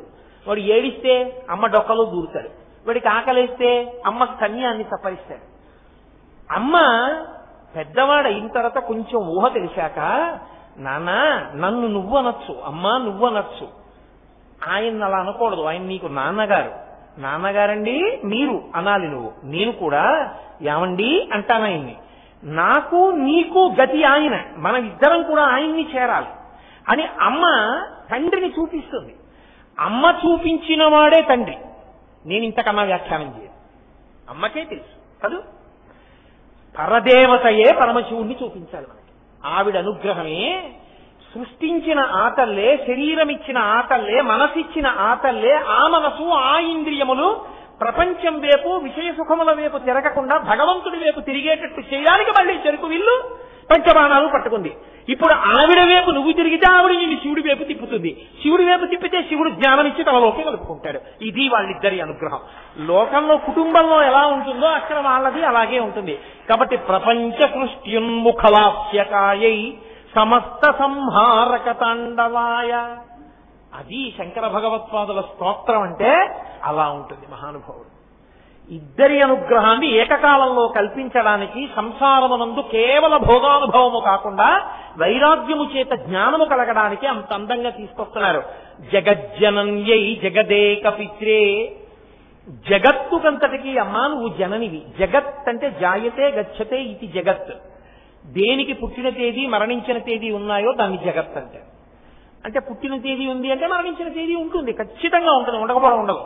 కాబట్టి జ అంటే జాయతే, గ అంటే గచ్చతే, వచ్చి వెళ్ళిపోయేదేదో అది జగత్. మీరు చూడండి, లోకంలో అన్నీ అంతే. ఈ మైక్ సనాతనంగా పరమేశ్వరుడితో పాటు పుట్టలేదు. ఇది పరమేశ్వరుడు పుట్టలేదు, ఎప్పుడు ఉన్నాడు. ఇది అలాంటిది కాదు, ఎప్పుడో ఒకప్పుడు పుట్టింది. కాబట్టి ఒకప్పుడు పడిపోతుంది. నేనంతే, నా శరీరం ఒకప్పుడు పుట్టింది, ఇది ఎప్పుడూ ఉండిపోదు, ఒకప్పుడు పడిపోతుంది. ఏ వస్తువుని మీరు చూసినా అన్ని వస్తువులు అంతే పడిపోతాయి. అన్ని వస్తువులు పడిపోయినా పడిపోకుండా ఉండిపోగలిగినటువంటి జ్ఞానం ఇవ్వగలిగినది ఎవరో ఆవిడ అమ్మవారు. ఆ జ్ఞానము రావడానికి కావలసిన భక్తిని ఆవిడిచ్చి పరమశివుడి చేత జ్ఞానం ఇప్పిస్తుంది. అంటే ఆవిడ జగజ్జనం, ఏ జగత్తుకంతటికి ఆవిడ తల్లి. ఆవిడ అనుగ్రహం చేత మనందరం పాంచభౌతికమైన శరీరాన్ని పొందగలుగుతున్నాం. జగదేక పిత్రే, ఆయన తండ్రి అయి జ్ఞానాన్నిచ్చి తనలోకి కలుపుకుంటున్నాడు. ఇక్కడ మీకు ఇంకొక మాట, శంకరాచార్యుల వారు ఒక అభయాన్ని ఇస్తున్నారు. మీరు అనాథ కాదు అంటున్నారు. శంకరుల దృష్టిలో అనాథ అన్న మాట లేదు. అనాథ శరణాలయము అన్నదాన్ని శంకరాచార్యుల వారు అంగీకరించారు. ఎందుకో తెలుసా? అనాథ ఎవడు? నాథుడు లేనివాడు. నాథుడెవరు? భర్త. భర్త అంటే రక్షకుడు అని గుర్తు. రక్షకుడు లేకపోతే వాడు అనాథ. రక్షకుడు ఎందుకు లేడు? పార్వతీ పరమేశ్వరులు రక్షకులు కారు. వాళ్ళిద్దరూ జగజ్జనన్యై జగదేక పిత్రే అయినప్పుడు నీకు తల్లిదండ్రులు ఉన్నారు. లౌకికమైన తల్లిదండ్రులు వెళ్ళిపోవచ్చేమో, కానీ వాళ్ళిద్దరు ఎప్పుడూ ఉన్నారు.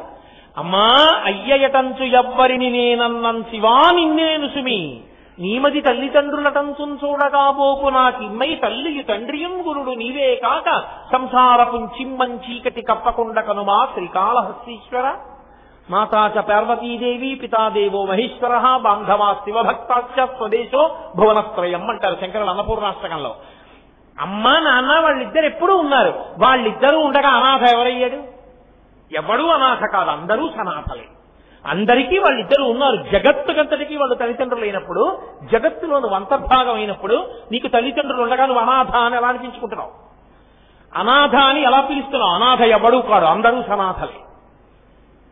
అయితే మీరు నన్ను ప్రశ్న ఇచ్చు, మరి అయితే పరమశివుడికి తల్లి లేదు కదండి, ఆయనని కన్న తల్లి అన్నది ఎవరు లేరుగా, ఆయన ఎప్పుడూ ఉన్నాడుగా, మరి ఆయనకి తల్లిదండ్రులు లేరు కాబట్టి ఆయన అనాథగా? పూర్వజ, అమ్మవారు ఎప్పుడు పుట్టిందో ఎవరికి తెలియదుగా, మరి అప్పుడు ఆవిడికి తల్లిదండ్రులు లేరుగా. హిమవంతుడు మేనక అవన్నీ అవతార స్వీకారాలు. అసలు ఆదిశక్తిగా ఆమెకి తల్లిదండ్రులు లేరు, అప్పుడు ఆవిడ అనాథనచ్చ?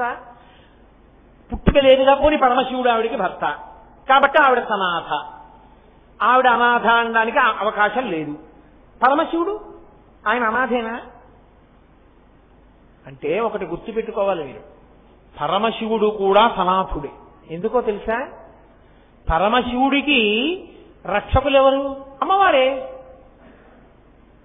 మీరు జాగ్రత్తగా గమనించండి, కుటుంబంలో కూడా తల్లిదండ్రులు ఎంతకాలం ఉంటారు? ఒకప్పుడు ఈ శరీరాన్ని తల్లిదండ్రులు ఎంతో రక్షించారు.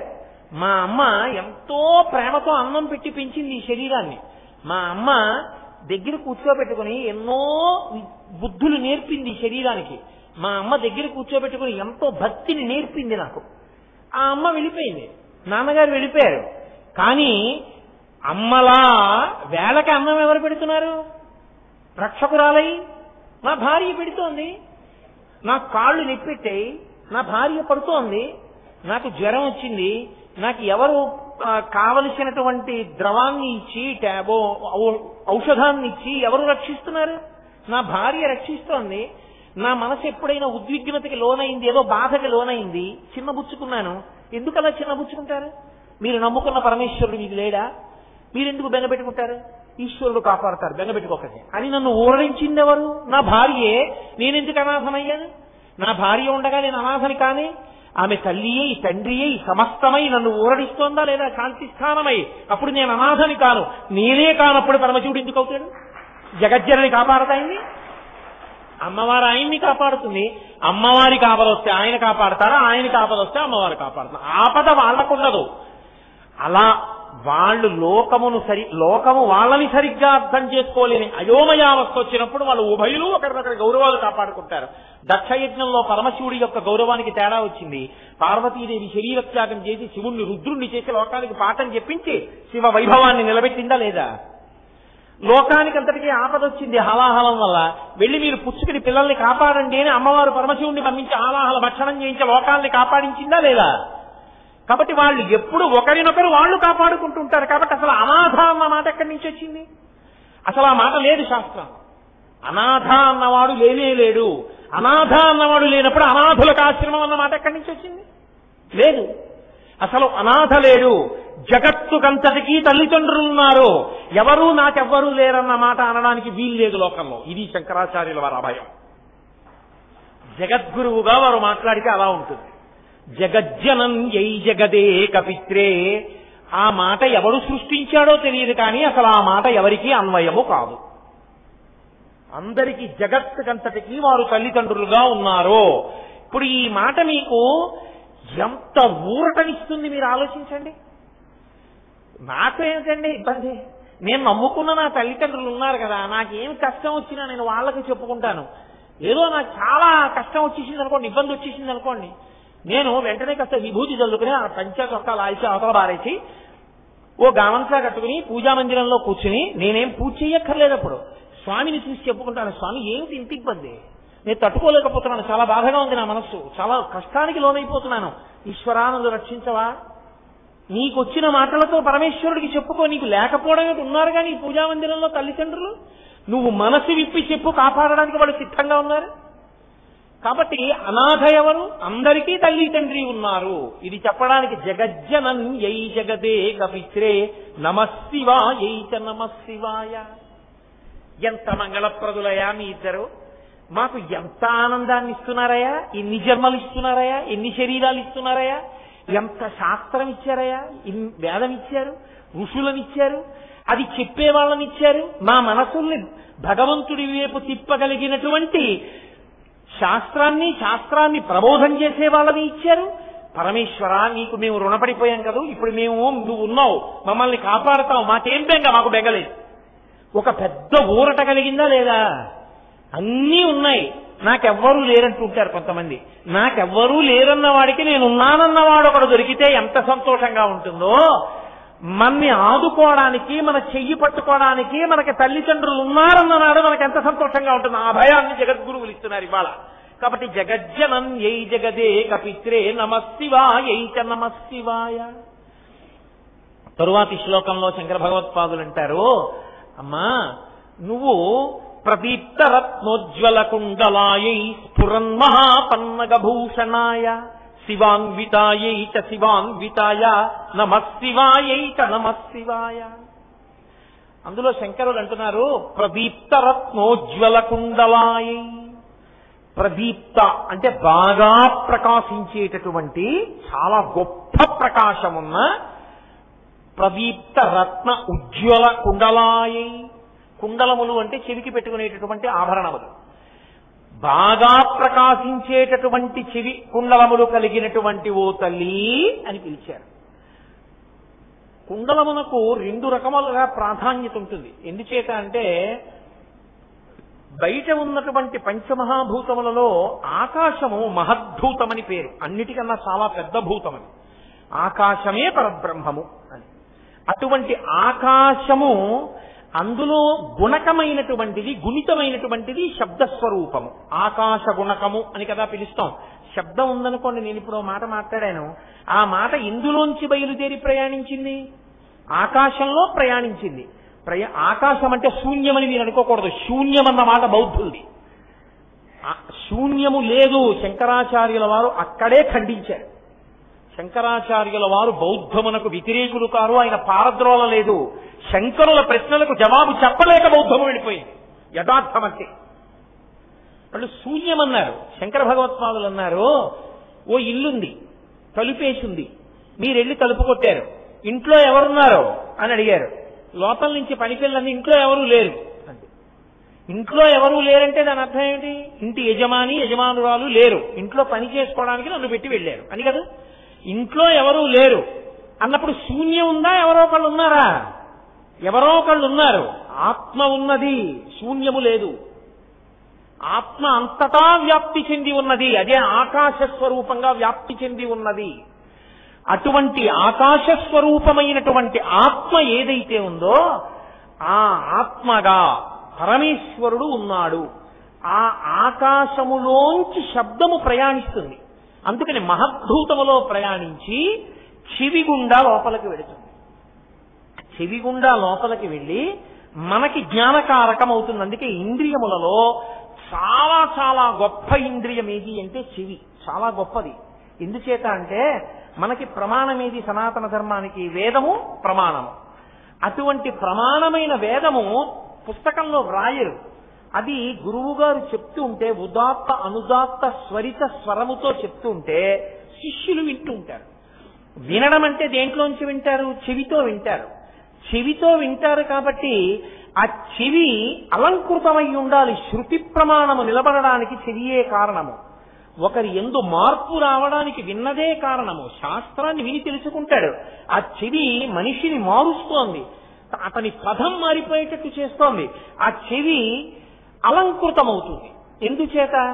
పరదేవత 2 కారణముల చేత చెవికి అలంకారం చేసుకుంటుంది. ఒకటి, ఆమె ఎందుకు అలంకారం చేసుకుంటుంది అంటే గురువు గారి దగ్గర నిరంతరంగా వేదం వినేటటువంటి వాళ్ళు, స్వరంతో వేదం నేర్చుకునే వాళ్ళు, ఇది ఓంకార స్వరూపము సుమా అని తెలియచేయడానికి చెవి ఓంకారంలా ఉంటుంది. కాబట్టి అన్న నాదం అందులోంచి వెళ్ళాలి. కాబట్టి చెవి కుట్టారంటారు. ఇక్కడ కన్నం పెట్టి ఆభరణం పెడతారు. కన్నం లేకపోతే అన్నది రాదు. కాబట్టి అకార బుకార మకారములతో అన్నది కలవాలి. కాబట్టి ఇప్పుడు ఇక్కడ కన్నం పెట్టి ఆభరణం పెడతారంటే ఈ చెవి వేదం వినడానికి పనికొస్తోంది అని గుర్తు. అలంకృతం చేస్తారు. రెండో కారణానికి దేనికి అలంకృతం చేస్తారు? ఆమె సౌభాగ్యవతి అని చెప్పడానికి. సౌభాగ్యవతి అని చెప్పడానికి సభర్తృక, ఆమె భర్తని పొంది ఉన్నది. సువాసిని. సువాసిని అంటే పూజనీయ, పరదేవతా స్వరూపిణి. కామాక్షిని చూడాలనుకోండి, పరిగెత్తుకుంటూ కంచి వెళ్ళక్కర్లేదు, విడితే మంచిదే. శ్రీ మహాలక్ష్మిని చూడాలి అనిపించింది అనుకోండి, ఎక్కడికో పరిగెత్తక్కర్లేదు. నేను మీతో యథార్థం చెప్తున్నాను, వారు శ్రీ మహాలక్ష్మియే. సువాసినులందరూ శ్రీ మహాలక్ష్మియే, సువాసినులందరూ కామాక్షి స్వరూపిణియే. ఒక్కసారి నీ ఇంట్లో అసలు ఆ మాటకొస్తే నీ ఇంట నీ ఇల్లాలు లక్ష్మీ స్వరూపిణియే. ఇలా ఇంట్లోంచి బయటికి వచ్చి పక్కింటి ఇల్లాలు అలా వెడుతున్నప్పుడు ఆమె పాదముల వంక చూసి నువ్వు నమస్కరిస్తే అది లక్ష్మీదేవికే చెందుతుంది. ప్రతి ఇంట నేను ఆమెయే చెప్పింది. ఇంద్రుడు ప్రార్థన చేసినప్పుడు ఆమె దర్శనమిచ్చి లక్ష్మీదేవి గృహలక్ష్మి గృహే గృహే, నేను ప్రతి ఇంట గృహలక్ష్మిగా ఉన్నాను. కాబట్టి ఆ తల్లి ఎదురుగుండా సువాసిని రూపంలో ఉంది. అందుకే సువాసిని పూజనీయ. అంతే. స్నానం చేసిందా స్నానం చేయలేదా నీకు అనవసరం. ఆమె సువాసిని పూజనీయ, అమ్మా, అంతే. అందుకే సువాసిని పలకరించి మాట్లాడితే ఏమమ్మా అంటాం. ఎందుకని? అమ్మవారే ఆ రూపంతో నీ ఎదురుకుండా వచ్చి నించుంది. అందుకే ఏమమ్మా, ఏం చెప్తున్నారు తల్లి? అమ్మా తల్లి, అమ్మా తల్లి. ఎందుకని? పరదేవతతో మాట్లాడుతున్నాను నేను అన్న భావనతో, ఆ భక్తితో మాట్లాడినప్పుడు ఆ 2 మాటలే పడుతుంటాయి ఎప్పుడు. కాబట్టి అటువంటి తల్లి నిత్య సుమంగళి. ఆమె సౌమాంగల్యమునకు ఎప్పుడూ ఉపద్రవము రాదు. సుమంగళికి, సువాసినికి, ఆమె సువాసిని అని తెలుసుకోవడానికి అనేకమైనటువంటి గుర్తులుంటాయి. కాళ్ళకి మట్టెలుంటాయి, మెడలో నల్లపూసలుంటాయి, సిగలో పువ్వులుంటాయి, పాపట ప్రారంభ స్థానమునందు బొట్టుంటుంది, నుదుటి మీద బొట్టుంటుంది, కేశములు సంస్కరింపబడి ముడి వేసుకునో లేకపోతే జట వేసుకునో ఉంటారు. ఇవన్నీ గుర్తులు. కానీ ప్రధానమైన గుర్తులు 2 ఉన్నాయి. అంకం అంటారు. అంకం అంటే గుర్తు. గుర్తు అంటే అది అంత శాశ్వతత్వాన్ని పొందేస్తుంది. అంత ముఖ్యమైన గుర్తులు 2, అంత ప్రధానమైనవి. అవే, ఒకటి తాళి, రెండవది తాటంక. 2 తాటి సంబంధమే. ఎందుకంటే అమ్మవారు 8 సౌభాగ్య వస్తువులుగా లోకంలో ఉంటుంది. ఆ 8 సౌభాగ్య వస్తువులలో ఒకటి తాటి చెట్టు. అందుకే సువాసిని పొరపాటున కూడా తాటి చెట్టుని కాలుతో తన్నడం కానీ, తాటాకుని తొక్కడం కానీ, తాటిని నిరసించడం కానీ ఎప్పుడూ చేయకూడదు. తాటి చెట్టుగా ఉండేది అమ్మవారే. తాటాకునందు అమ్మవారి యొక్క విశేషమైన సువాసిని శక్తి ఉంటుంది. అందుకే పెళ్లి చేసేటప్పుడు ఆడపిల్లకి మొట్టమొదట చెవి కుట్టించగానే ఏమి పెట్టాలి అంటే తాటాకు పెడతారు. నాకు బాగా జ్ఞాపకం, మా చిన్నతనంలో తాటి పువ్వారం అని ఉండేది. తాటాకుల మధ్యలో ముద్దలా ఉంటుంది. అది తెచ్చి చెవులు కుట్టించగానే దాన్ని ముద్ద కింద పెట్టేవారు, రక్తం కారితే. తాటాకు ముందు పెడతారు. తాటాకు వెళ్ళడం వల్ల ఏర్పడిన గుర్తుంది కాబట్టి తాటంక అంటే అమ్మవారు మొట్టమొదట పెట్టుకున్నదేది తాటాకులు పెట్టుకుంది ఆవిడ. తాళి అంటే తాటి చెట్టు. మంగళసూత్రం కట్టేటప్పుడు దాన్ని పచ్చి తాటాకు మీద పెట్టి తీయాలి. అసలు నిజంగా చెప్పాలంటే పసుపు తాటిలో ఒక పచ్చి తాటాకు ముక్క కూడా కలిపి కట్టాలి, కట్టి మెడలో కట్టించాలి వధువుకి. అందుకే నా కూతురు వివాహం చేసినప్పుడు నేను అలాగే కట్టించాను తాళి. కాబట్టి ఎక్కడ తాటి చెట్టు సంబంధం ఉందో అవి రెండు ప్రధానమైనటువంటి సౌభాగ్య సూచనలు. తాటంక, తాళి, ఈ రెండు. ఇది అమ్మవారు పరమశివుడితో కళ్యాణం జరగగానే ఆమె చెవికి తాటంకములు పెట్టుకుని కనపడింది. స్త్రీ సువాసిని ఎప్పుడూ భర్త ఎదుట ఒంటి మీద అవి లేకుండా కనపడకూడనిది ఏది అంటే ఒక్క చెవి కమ్మలే. అందుకే వాటికి కమ్మలు అని ఒక పేరు. కమ్మలు కాదు, తెలుగులో కమ్మలు మావత్ తీసేస్తున్నారు. కమ్మలు కాదు, కమల యథార్థమునకు. తాటాకు పెట్టుకుని ఉండడం ఎందుకు? మనకు ఐశ్వర్యం పరమేశ్వరుడు ఇచ్చాడు కదా అన్నప్పుడు ఏం చేస్తారంటే కమలము అమ్మవారి స్థానం కాబట్టి మధ్యలో ఒక పెద్దరాయి వేసి చుట్టూ చిన్ని రాళ్లు వేసి కమలములను తల పెట్టుకుంటారు. అది కూడా తాటంకమంత సమానమైంది కాబట్టి ముందు తాటాకు పెట్టుకుని తర్వాత ఇది పెట్టుకుంటారు. కాబట్టి దాన్ని కమలము, చెవి కమలములు అంటారు. చెవి కమలములు తర్వాతి కాలంలో పలకడం సరిగ్గా మానేసి అపభ్రంశమై హేలాపురి ఏలూరైనట్టు, కోకనదము కాకినాడ అయినట్టు చిట్ట చివరికి చెవి కమ్మలు అయ్యాయి. చెవి కమ్మలు కాదు, చెవి కమలములు. అవి అంత పవిత్రములు. చెవి కమ్మలు లేకుండా అంటే చెవులకు ఆభరణములు లేకుండా భార్య ఎన్నడూ భర్తకి కనపడరాదు. ఒకసారి పెళ్ళైన తరువాత తన జీవిత పర్యంతంలో ఎప్పుడూ భర్తకి ఒంటి మీద అది లేకుండా కనపడకూడదు ఏది అంటే చెవి కమ్మలే. ఎప్పుడైనా వాటికి ఏదైనా ఇబ్బంది కలిగితే వాటిని మార్చవలసి వస్తే ఎవరికి చెప్పాలని అడిగారు. భర్త గారికే చెప్పాలి ముందు.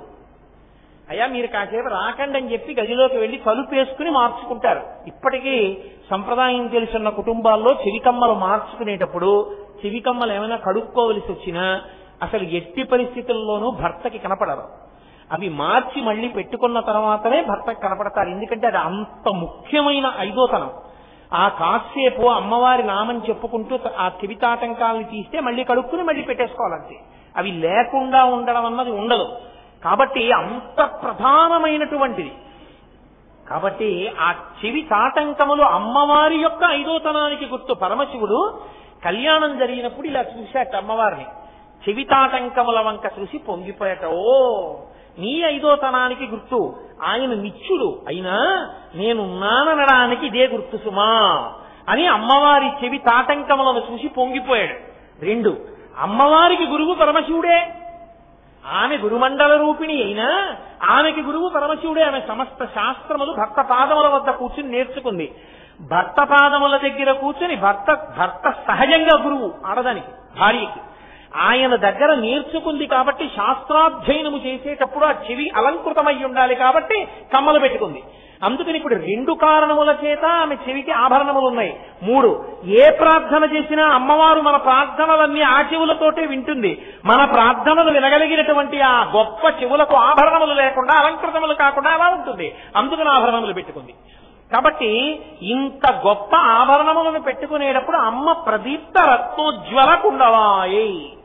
అంత గొప్ప రత్నములు ఏమిటో తెలుసా లోకంలో? సూర్యుడు చంద్రుడు వాళ్ళిద్దరి. అందుకే తాటంకయుగడీభూత తపనోడుపమండల. సూర్యుణ్ణి చంద్రుణ్ణి ఆమె ఆభరణములుగా, చెవి ఆభరణములుగా, కర్ణాభరణములుగా పెట్టుకుంటుంది. సూర్యుడి గమనంలో కాలం నడుస్తుంది, చంద్రుడి గమనంలో కాలం నడుస్తుంది. మనం చూడండి, చాంద్రమానం బట్టి తిథి చెప్తాం. ఇవాళ తిథి సప్తమి అంటాం. రేపటికి చాంద్రమానాన్ని బట్టి అది సూర్యోదయానికి ఉంటే అష్టమి కావచ్చు, అది సూర్యోదయానికి ఉంటే సప్తమి కావచ్చు. అది చంద్రుడి యొక్క కదలికని బట్టి తిథి మారిపోతుంది. తిథి మారిపోతుందంటే శుక్లపక్షం అయిపోతుంది, కృష్ణపక్షం అయిపోతుంది. కృష్ణపక్షాలు అయిపోతే నెల అయిపోతుంది, నెలలైపోతే సంవత్సరాలు అయిపోతున్నాయి, సంవత్సరాలు అయిపోతే ఆయుర్దాయం అయిపోతుంది. ప్రతి క్షణం సూర్యుడు ఉదయించి అస్తమిస్తే ఆయుర్దాయం అయిపోయింది. ప్రత్యాయాంతికతాః పునర్న దివసాః కాలో జగద్భక్షకః లక్ష్మీస్తోయ దరంగ భంగ చపలా విద్యుచ్చలం జీవితం అంటారు శంకరాచార్యుల వారు. సూర్యుడు ఉదయించి సూర్యుడు అస్తమించాడు అంటే నా ఆయుర్దాయంలో ఒక పగలైపోయిందని గుర్తు కదా. అది వెనక్కి రాదిగా. ఆయుర్దాయాన్ని సూర్యచంద్రులు లోకంలో ఉన్న వాళ్ళందరినీ తినేస్తున్నారు. కానీ ఆ సూర్యచంద్రుడు అమ్మవారికి చెవి ఆభరణములు. కాబట్టి ఇప్పుడు ఆ ఇద్దరూ ఆవిడికి ఆభరణములైతే ఆవిడ భర్తకి కానీ ఆవిడికి కానీ కాలంలో ఆపద ఉంటుందా? ఉండదు. అందుకే ఆవిడ నిత్య సుమంగళి, నిత్య సువాసిని. ఆ అమ్మ చెవుల ఆభరణములు ఎవరు చూస్తారో వాళ్ళకి కూడా సౌభాగ్యం నిలబడుతుంది. అంత గొప్ప ఆభరణములను కలిగినటువంటి తల్లి. మనకి ఈ చెవి ఆభరణములు అన్నప్పుడు రెండు విషయాలు ఎప్పుడూ నేను చెప్పకుండా ఉండలేను. ఒకటి తిరుక్కడయూర్ అని ఒక క్షేత్రం. తిరుక్కడయూర్ క్షేత్రం ద్రవిడ దేశం, తమిళనాడులో తంజావూరు జిల్లాలో మాయూరం తాలూకా. అక్కడ చాలా విశేషం. ఎందుకంటే అమృత పాత్రలోంచి శివలింగం ఆవిర్భవించింది. అందుకని ఆయనకి అమృతఘటేశ్వరుడు అని పేరు. అమ్మవారికి అభిరామి అని పేరు. చతుర్ముఖ బ్రహ్మగారు ఒకానొకప్పుడు పరమశివుణ్ణి ప్రార్థించాడు. అయ్యా, నాకు జ్ఞానాన్ని పొందాలనుంది, జ్ఞానోపదేశం పొందాలనుంది, ఎలా సంభవం అవుతుందని అడిగాడు. అడిగితే పరమశివుడు ప్రత్యక్షమయ్యి అన్నాడు, నీ తపస్సు బాగా పండితే కదా నీకు ఉపదేశం చేయడానికి అర్హత వస్తుంది. నీకు తపస్సు పండాలి అంటే దానికి తగిన భూమి దొరకాలి, తపోభూమి. నేను నీకు కొన్ని బిల్వ విత్తనాలు ఇస్తాను, వాటిని చల్లుతూ వెళ్ళు. ఎక్కడ బిల్వ విత్తనాలు చల్లితే ముహూర్త కాలంలో అవి బిల్వ వనంగా మారతాయో అక్కడ కూర్చుని తపస్సు చెయ్యి అన్నాడు. ఆయన అలా చల్లుతూ వెళ్ళినప్పుడు తిరుక్కడయూరులో చల్లగానే అవి ముహూర్త కాలంలో బిల్వవనంగా పెరిగింది. అందుకే దానికి బిల్వవనం అనే పేరు. అక్కడ కూర్చుని బ్రహ్మగారు తపస్సు చేస్తే పరమశివుడు ప్రత్యక్షమై జ్ఞానోపదేశం చేశాడు ఆయనకి. పరమశివుణ్ణి బ్రహ్మగారు ఆరాధన చేస్తే పరమశివుని యొక్క ఇల్లాలికి అభిరామి అని పేరు.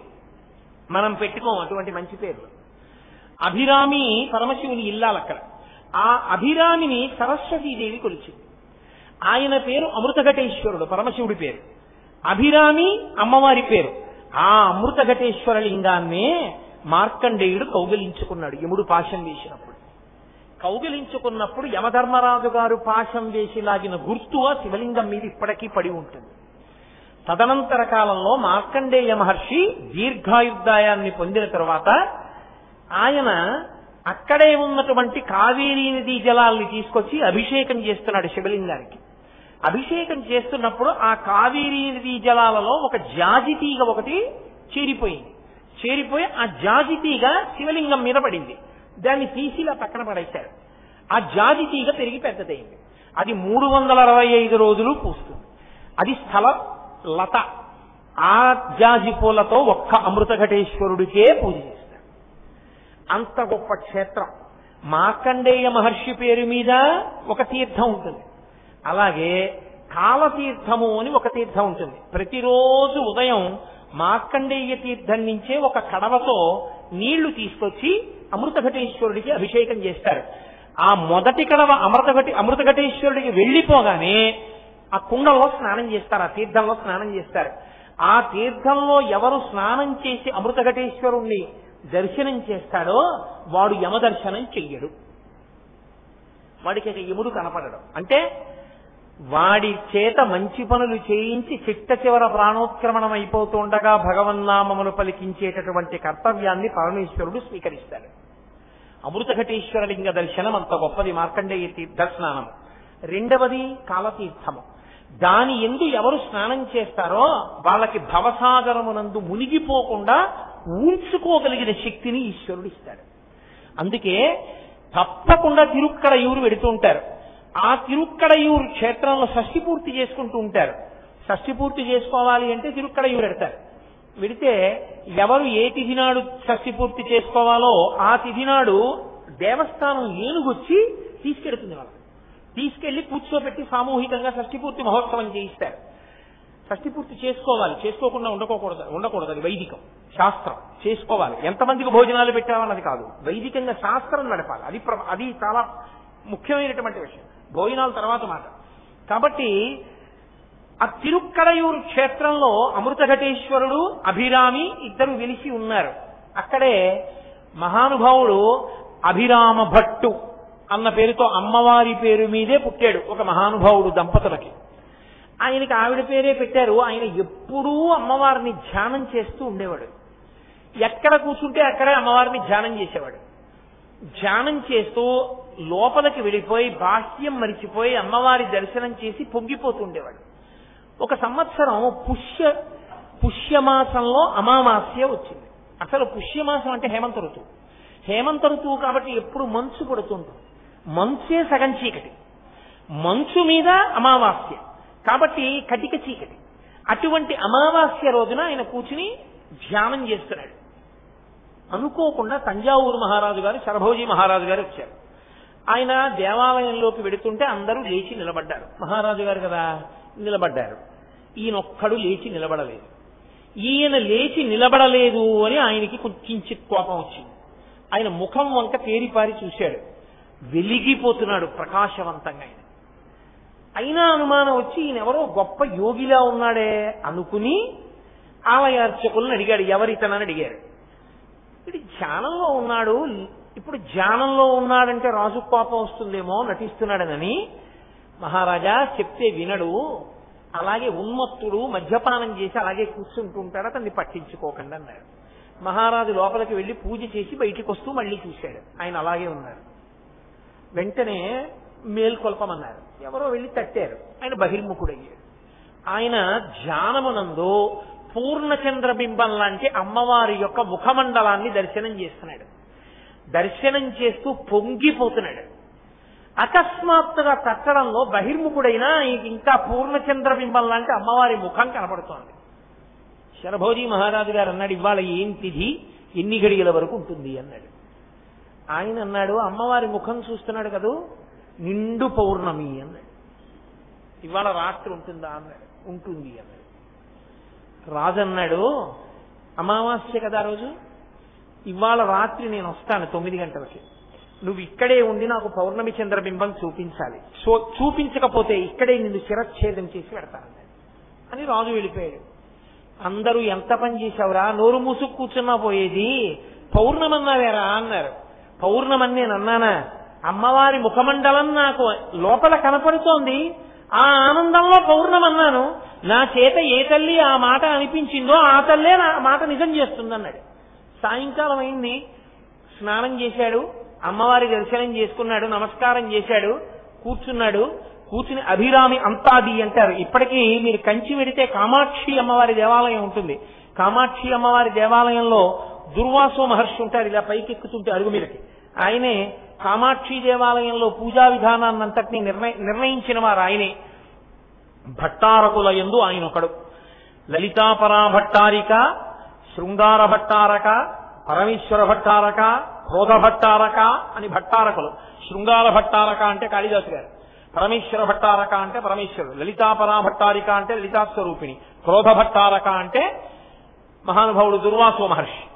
ఆయనే ఆర్యా ద్విశతి అని 200 శ్లోకాలతో కామాక్షి అమ్మవారి మీద స్తోత్రం చేశాడు. ఆయన ఎదురుగుండా కూర్చుని ఉంటాడు దుర్వాసో మహర్షి. ఆయన కామకోటి ఎందు, కామకోటి అంటే కోటి అంటే హద్దు, కామ అంటే కోరికే, కామకోటి పీఠం అంటుంటారు. కామకోటి, నువ్వేం కోరుతావో కోరు, ఏ కోరికైనా తీర్చగలిగిన శక్తి కలిగిన అమ్మవారు ఎక్కడుందో అది కామకోటి. పిల్లలు కావాలా ఇచ్చేస్తుంది, హద్దు ఆవిడ ఇవ్వగలదు. ఉద్యోగం కావాలా ఇవ్వగలదు. ఐశ్వర్యం కావాలా ఇవ్వగలదు.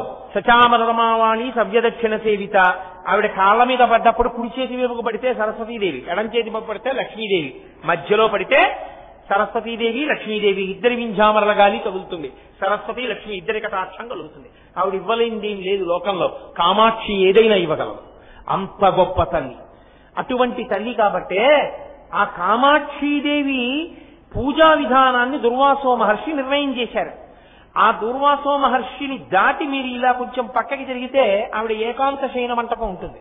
మీరు ఇప్పటికీ కంచిలో తెల్లవారుజామున వెడితే కిందటి సంవత్సరం ఖచ్చితంగా రథసప్తమి ఇదే రోజు తెల్లవారుజామున మనందరం శ్లోకం చెప్పి కంచి ఎందే ఒక పుణ్య తీర్థ పుష్కరిణి ఎందు స్నానం చేశాం. అంటే మనందరం అన్న మాటలో ఉద్దేశం ఏంటి అంటే ఆ రోజున నాతో కలిసి వచ్చిన వాళ్ళనండి లేదా వాళ్ళందరితో కలిసి నేను వెళ్ళానండి, నేను నాతో వచ్చిన వాళ్ళంటే అదో అహంకారం, వాళ్ళతో నేను వెళ్ళానంటే కూడా వదిలిపోతుంది. అలా వెళ్ళిన అందరం కలిసి చేసిన రోజు కిందటి రథసప్తమికి మనం కాంచీపురంలోనే ఉన్నాం, మోక్షపురిలో.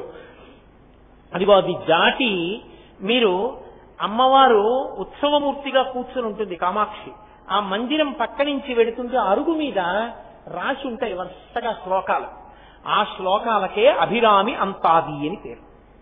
ఆ అభిరామి అంతాది అంటే ఆయన ఆ రోజు రాత్రి అమావాస్య నాడు రాత్రి శరభోజీ మహారాజు గారు వస్తే పౌర్ణమి చంద్రుణ్ణి చూపించాలి. కూర్చుని అంతర్ముఖుడై వరుసగా శ్లోకాలు చెప్పడం మొదలుపెట్టాడు అమ్మవారి మీద. వాటిని అంతాది అంటారు. అంతాది అంటే శ్లోకం ఏ మాటతో పూర్తయిందో ఆ మాటతోటే తర్వాత శ్లోకం మొదలైపోతుంది, అంతాది అంటారు. అటువంటివి 100 శ్లోకములు చెప్తానని కూర్చున్నాడు. కూర్చుని వరుసగా చెప్పేస్తున్నాడు. 79వ శ్లోకం దగ్గరికి వచ్చాడు. కటికి చీకటి అయిపోయింది. శరభోజీ మహారాజు వచ్చారు. వచ్చి నించున్నారు. నించుని ఆకాశంలోకి చూశారు. కటిక చీకటి, చంద్రబింబం కనపడటం లేదు ఎక్కడ. అమావాస్య, చంద్రుడు ఉండవలసిన చోట లేడు. కాబట్టి లేడు అంటే మహా కనపడితే ఒక చిన్న రేఖ కనపడుతుంది. కాబట్టి ఈయన శ్లోకాలు చదువుతూ కూర్చున్నాడు. రాజు ఇంకా శిక్ష వేద్దాం అనుకున్నాడు. 79వ శ్లోకం చదివాడు. చదవగానే రాజు శిక్ష వేద్దామని నిర్ణయం చేసుకుంటుండగా అమ్మవారు చూసింది. చూసి నన్ను నమ్ముకున్న నా భక్తుడికి శిక్ష వేస్తావా? వెంటనే తన చెవి కుండలాన్ని ఒక దాన్ని తీసి అలా ఆకాశంలోకి విసిరింది. అది ఆకాశంలోకి వచ్చి చంద్రబింబంలా నిలబడింది. అనంత కాంతులతో అది నిలబడేటప్పటికీ శరభోజీ మహారాజుతో సహా అందరూ నేల మీద పడి తల్లిని ప్రస్తుతి చేశారు. ఆ మహానుభావుడు అభిరామి అంతాది ఆయన అమ్మవారి యొక్క చెవి కుండలాన్ని ఆకాశంలో చంద్రుడిగా దర్శింపజేశాడు తన భక్తి చేత. కామాక్షి చేతులలో పట్టుకున్నప్పుడు చెరుకు విల్లు, 5 పుష్పబాణాలు, లలితాపరాభట్టారికా స్వరూపం ఎలా పట్టుకుంటుందో అలా పట్టుకుంటుంది. ధనస్సు, బాణములు మొదలైనటువంటివి. శృణిమపి దధానాం, ఓ చేతిలో అంకుశము, ఒక చేతిలో పాశము ఉంటాయి. కానీ అభిరామి మాత్రం తిరుక్కడయూరులో అలా పట్టుకోదు. ఆవిడ ఒక చేతిలో అక్షమాల పట్టుకుంటుంది, ఒక చేతిలో ఆ తల్లి వరదహస్తం, ఒక చేతిలో అభయహస్తం, ఒక చేతిలో అక్షమాల, ఒక చేతిలో అమృతపాత్ర, చతుర్బాహువులతో నిలబడి ఉంటుంది అభిరామి. అద్భుతమైన క్షేత్రం తిరుక్కడయూరు. కాబట్టి అటువంటి తిరుక్కడయూరు క్షేత్రంలో అమ్మవారు తన కుండలాన్ని ఆకాశంలో ప్రకాశింపచేసి అభిరామి భట్టుని కాపాడింది. అలాగే శంకర భగవత్పాదుల జీవితం చిట్ట చివరి దశకి వచ్చేస్తున్నటువంటి రోజుల్లో ఆయన జంబుకేశ్వరం వెళ్ళారు. జంబుకేశ్వరం జలలింగం. అక్కడ శివలింగం దగ్గర ఎప్పుడు నీరు పుడుతూ ఉంటుంది. నీరు పుడుతున్నటువంటి ప్రదేశం. కానీ ఆ నీరు ఎవరికి తీర్థంగా ఇవ్వడం, చల్లడం అవి ఏం చెయ్యరు, తీసేస్తూ ఉంటారు ఆ నీటిని. ఆ జంబుకేశ్వర క్షేత్రంలో అమ్మవారు అఖిలాండేశ్వరి అన్న పేరుతో ఉంటుంది, నిలబడి ఉంటుంది. మీరు ఎప్పుడైనా దర్శనం చేసి ఉంటారు మీ అందరూ నేను అనుకోవడం. మీరు అసలు ఇలా నిలబడి లోపలికి చూస్తే ఆమె చెవి తాటంకములు మెరిసిపోతుంటాయి. అలా మెరిసిపోతున్నటువంటి ఆమె తాటంకములలో 326 వజ్రములు, మాణిక్యములు, మరకతములు మొదలైనటువంటి అద్భుతమైనటువంటి మణులు ప్రకాశిస్తూ ఉంటాయి. ఆవిడ యొక్క తేజస్సుని ఒకప్పుడు ఎవరు తట్టుకోలేకపోయారు. ఉగ్రదేవతలు అనకూడదు, ఆమెని మనం దర్శనం చేసుకోవాలని ఋషులు ఆమె ఎంతంత తేజస్సు పెట్టారు. కానీ మన అనుష్ఠాన బలం తగ్గిపోయి మనం ఆమె ముందు నిలబడలేకపోతున్నాం, చూడలేకపోతున్నాం. మెరుపుని ఈ కంటితో ఎలా చూడలేమో అలాగే ఆమె శక్తి ఎక్కువ, మన శక్తి తక్కువ అయితే చూడలేం. శంకరాచార్యుల వారు చేసిన గొప్ప అనుగ్రహం ఏమిటో తెలుసా అండి? ఆమెలో అధికంగా ఉండిపోయినటువంటి శక్తిని తగ్గించాలి. తగ్గిస్తే తప్ప ఎవరు వెళ్ళి ఎదురుగుంటా నిలబడలేరు. అప్పుడు అఖిలాండేశ్వరి అమ్మవారిలో ఉన్న శక్తిలో కొంత భాగాన్ని తీసేసేయడానికి ముందు ఆమెను ప్రసన్నం చేసుకునే ప్రయత్నం చేశారు. అమ్మవారు చాలా తొందరగా ప్రసన్నం ఎప్పుడవుతుందో తెలుసా? గణపతి ఎదురుగుండా ఉంటే. మీకు అందుకే చిత్ర విచిత్రమైన క్షేత్రాల్లో శ్రీకాళహస్తి ఒకటి. పరమశివుడు నువ్వు శ్రీకాళహస్తి వెళ్లి తపస్సు చెయ్యి అంటే ఆవిడ బయలుదేరి వచ్చినప్పుడు ఆవిడ నందివాహనం ఇచ్చి పంపించాడు, నందివాహనం మీద వెళ్ళని. ఆవిడ నందివాహనం ఎక్కొచ్చేటప్పుడు విఘ్నేశ్వరుణ్ణి తోడు పంపించాడు. అందుకే మీకు శ్రీకాళహస్తిలో నందీశ్వరుడి మీద విఘ్నేశ్వరుడు అమ్మవారు కలిపి కూర్చుని వస్తున్నట్లుగా ఉంటుంది మూర్తి. మీరు ఎప్పుడైనా దర్శనం చేశారో లేదో నాకు తెలియదు. కాబట్టి ఆ నందివాహనం మీద అమ్మవారు విఘ్నేశ్వరుడితో కలిసి వచ్చింది. ఆవిడికి పెద్ద కొడుకు ఆ విఘ్నేశ్వరుడు అంటే అంత ప్రీతి ఆవిడికి. అంటే సుబ్రహ్మణ్యుడు అంటే లేదని కాదు, అసలు ముమ్మూర్తులు ఆవిడ పోలిక, అంత ముద్దుగా అంత అందంగా ఉంటాడు ఆయన. మంత్రం కూడా శరవణ భవ, అమ్మవారి పేరే. ఆ శరవణ శాఖల నుంచి ఆయన పైకి వచ్చాడు. ఇద్దరిద్దరే అంత గొప్ప పిల్లలు. అందుకే హేరంబే చ గుహే చ హర్షభరితం వాత్సల్యమంకూరయన్ అంటారు ముఖశంకరులు. అమ్మ ఏం పిల్లలమ్మా, వాళ్ళ గురించి నువ్వు ఆలోచించక్కర్లా, ఇద్దరు లోకోద్ధారకులే, నీ అదృష్టం. పరమశివుడు మహానుభావుడు, ఆయనకి నువ్వేమి ఆయన గురించి ఆలోచించక్కర్లా. మరి నీ శక్తి అంతా ఏం చేస్తావు? ఆనమ్రేషు జనేషు పూర్ణ కరుణా వైదగ్ధ్యముక్తాలయ. అమ్మా అని నీ దగ్గరికి వచ్చి ఇలా ఎవడన్నారో వాడిని ఉద్ధరిద్దామని శక్తి ఎవరి మీద చూపిద్దామా, ఎవరిని ఉద్ధరిద్దామా అని నువ్వు చూస్తున్నావు. అందుకే వచ్చి నమస్కరిస్తున్నానమ్మా అన్నారు ముఖశంకరుడు. కాబట్టి ఆ తల్లి ముందు విఘ్నేశ్వరుణ్ణి ప్రతిష్ఠించారు. కానీ అఖిలాండేశ్వరి అమ్మవారిలో ఉన్నటువంటి అధికమైన శక్తి తగ్గలేదు. ఆవిడ శక్తి తగ్గకపోతే అప్పుడు శంకర భగవత్పాదులు ఆలోచించారు, ఈ శక్తిని నిష్కారణంగా తగ్గించేసేయడం కన్నా శ్రీచక్రంలోకి ప్రవేశపెట్టాలి. శ్రీచక్రంలోకి ప్రవేశపెడితే శ్రీచక్రాన్ని ఎక్కడ వేయాలి? పంచభూతాల్లో ఒక్క భూమి మీదే వెయ్యాలి తప్ప పృథివీ ఆప తేజో వాయు ఆకాశముల యందు పృథివీ తప్ప నీటి యందు కాని, అగ్ని యందు కాని, ఆకాశమునందు కాని, వాయువునందు కాని శ్రీచక్రాన్ని పెట్టడం కుదరదు. కాబట్టి అది జలక్షేత్రం, అప్పుక్షేత్రం. జంబుకేశ్వరం జలలింగం. ఎదురుగుండా ఉన్నటువంటి కావేరీ నదిలో వేయకూడదు నీళ్లలో. కాబట్టి పృథివీ మీద వెయ్యాలి. కానీ పృథివీ క్షేత్రం కంచి, అందుకని కంచిలో అప్పటికే పృథివీ మీద శ్రీచక్రం వేసేశారు అమ్మవారికి. కాబట్టి ఇప్పుడు శంకర భగవత్పాదులంటే అటువంటి దార్శనికులు, అటువంటి జగద్గురు, అటువంటి మహానుభావులు. శంకరుల పేరు చెప్తే పాపాలు పోతాయి. అటువంటి ప్రాతస్మరణీయులు శంకర భగవత్పాదులంటే. మహానుభావుడు ఏం చేశారంటే అమ్మవారిలో ఉన్న శక్తినంతటినీ కూడా కొంత భాగాన్ని తీసేసి అమ్మవారిని వజ్రవైఢూర్యములు మరకతమాణిక్యములతో శ్రీచక్రాలు 2 తయారు చేసి ఆ రెండిటిలోకి ఆ శక్తిని ప్రవేశపెట్టారు. ప్రవేశపెట్టి ఇప్పుడు ఈ రెండిటిని ఎక్కడ పెట్టాలి? మళ్లీ భూమి మీద పెట్టడం ఎందుకంటే ఆ రెండిటిని తీసుకెళ్లి అమ్మవారికి తాటంకాలుగా పెట్టేశారు. అందుకే శ్రీచక్ర తాటంకములు పెట్టుకుంటుంది జంబుకేశ్వరంలో అఖిలాండేశ్వరి. ఇప్పటికీ అమ్మవారికి మధ్యాహ్నం మహానైవేద్యం పెట్టాలంటే అర్చకులు కూడా నేను పురుషుణ్ణి అన్న భావనతో పంచకట్టుకుని లోపలికి వెళ్లరు. అమ్మవారికి మహానైవేద్యం పట్టుకెళ్లేటప్పుడు అర్చకులందరూ చీరలు కట్టుకుని లోపలికి వెళ్తారు అమ్మవారికి నైవేద్యం పెట్టడానికి. మీరు చూడొచ్చు, జంబుకేశ్వరం వెళ్లి చక్కగా కూర్చుంటే అక్కడ చక్కగా క్షేత్ర వైభవాన్నంతటినీ మీరు అనుభవించవచ్చు. ఆ తల్లి శివులకు వేశారు శ్రీచక్రతాటంకాలు. శ్రీచక్రతాటంకములున్న ఏకైక మూర్తి ప్రపంచం మొత్తం మీద అఖిలాండేశ్వరి జంబుకేశ్వరం ఒక్కటే. ప్రదీప్త రత్నోజ్వల కుండలాయై తాను వేసినవేగా. అందుకని శంకరులు స్తోత్రం చేస్తున్నారు. ఇప్పుడు ఆమె శ్రీచక్రతాటంకములతో అనుగ్రహాన్ని, చక్రము యొక్క అనుగ్రహాన్ని, మూర్తి అనుగ్రహాన్ని ఎదురుగుండా ఉన్నటువంటి కావేరీ నది యందు సమ్యక్ దృష్టితో, ప్రసన్న దృష్టితో చూసింది. ఆ జలములు ఉప్పొంగి చక్కగా ప్రవహిస్తూ ఆ ప్రాంతమంతా సస్యశ్యామలంగా, ఆ దేశమంతా వృద్ధిలోకి రావడానికి కారణం తమిళనాడంతా ఎక్కడ చూసినా పరిశ్రమలుండి అంత వృద్ధిలోకి వచ్చిందంటే సముద్రం సహజమైన నౌకా నిర్మాణ కేంద్రము కాకపోయినా, సహజమైనటువంటి హార్బర్ కాకపోయినా, సముద్రము యొక్క గర్భమునందు గోడలు కట్టి కృతకమైనటువంటి నౌకా నిర్మాణ కేంద్రమును చెన్నైలో నిర్మించిన అంత అభివృద్ధి సాధించింది అంటే శంకరాచార్యుల వారు జంబుకేశ్వరంలో అమ్మవారి చెవులకు వేసిన శ్రీచక్ర తాటంకముల మహాత్మ్యము. అంతటి మహానుభావుడు శంకర భగవత్పాదులు. దాని వలన కావేరి ఎప్పుడూ ప్రవహిస్తూ సస్యశ్యామలంగా దేశం ఉండేటట్టుగా, అందరూ వెళ్లి అమ్మవారి దర్శనం చేసుకుని అనుగ్రహం పొందేటట్టుగా శంకరులు అనుగ్రహించారు.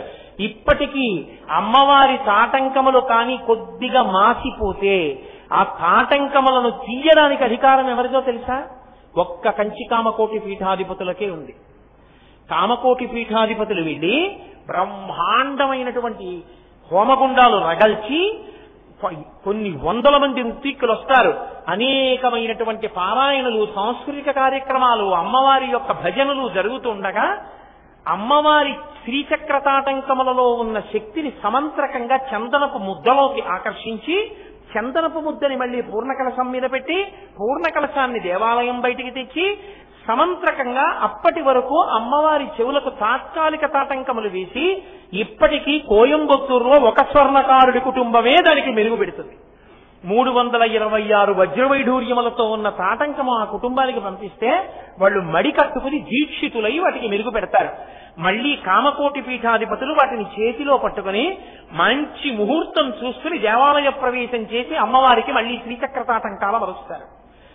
చంద్రశేఖరేంద్ర సరస్వతి మహాస్వామి గారు 13వ ఏట సన్యాసం తీసుకున్నప్పుడు జంబుకేశ్వరంలో శ్రీచక్ర తాటంకములు మార్చవలసి వచ్చింది. అప్పుడు ఆయన గుళ్ళోకి వెళ్ళి అమ్మవారి దగ్గర కూర్చుంటే అందరూ బయటికి వెళ్ళిపోయి పలహారాలు చేస్తున్నారు. 13 ఏళ్ల వ్యక్తి సన్యసించారు. మహానుభావుడికి అమ్మవారి అనుగ్రహం కారణజన్ముడు, ఈ భూమి మీద నిలిచిన మరో శంకరాచార్యుల వారైన ఆయన చెప్పుకున్నారు తన జీవితంలో, నాకు 13 ఏళ్లు, నాకేం తెలియదు, జంబుకేశ్వరం లాంటి క్షేత్రం అంతరాలయంలో నన్ను కూర్చోపెట్టారు, నాకు ఆకలేస్తోంది, అమ్మ పెట్టిన సద్యన్నం గుర్తొచ్చింది, అప్పుడు నాకు అమ్మ కనపడదుగా, అన్నం పెట్టదుగా, నీవు పీఠాధిపతివి, నువ్వు దీక్షలో ఉండాలి, నువ్వేం తినకూడదన్నారు.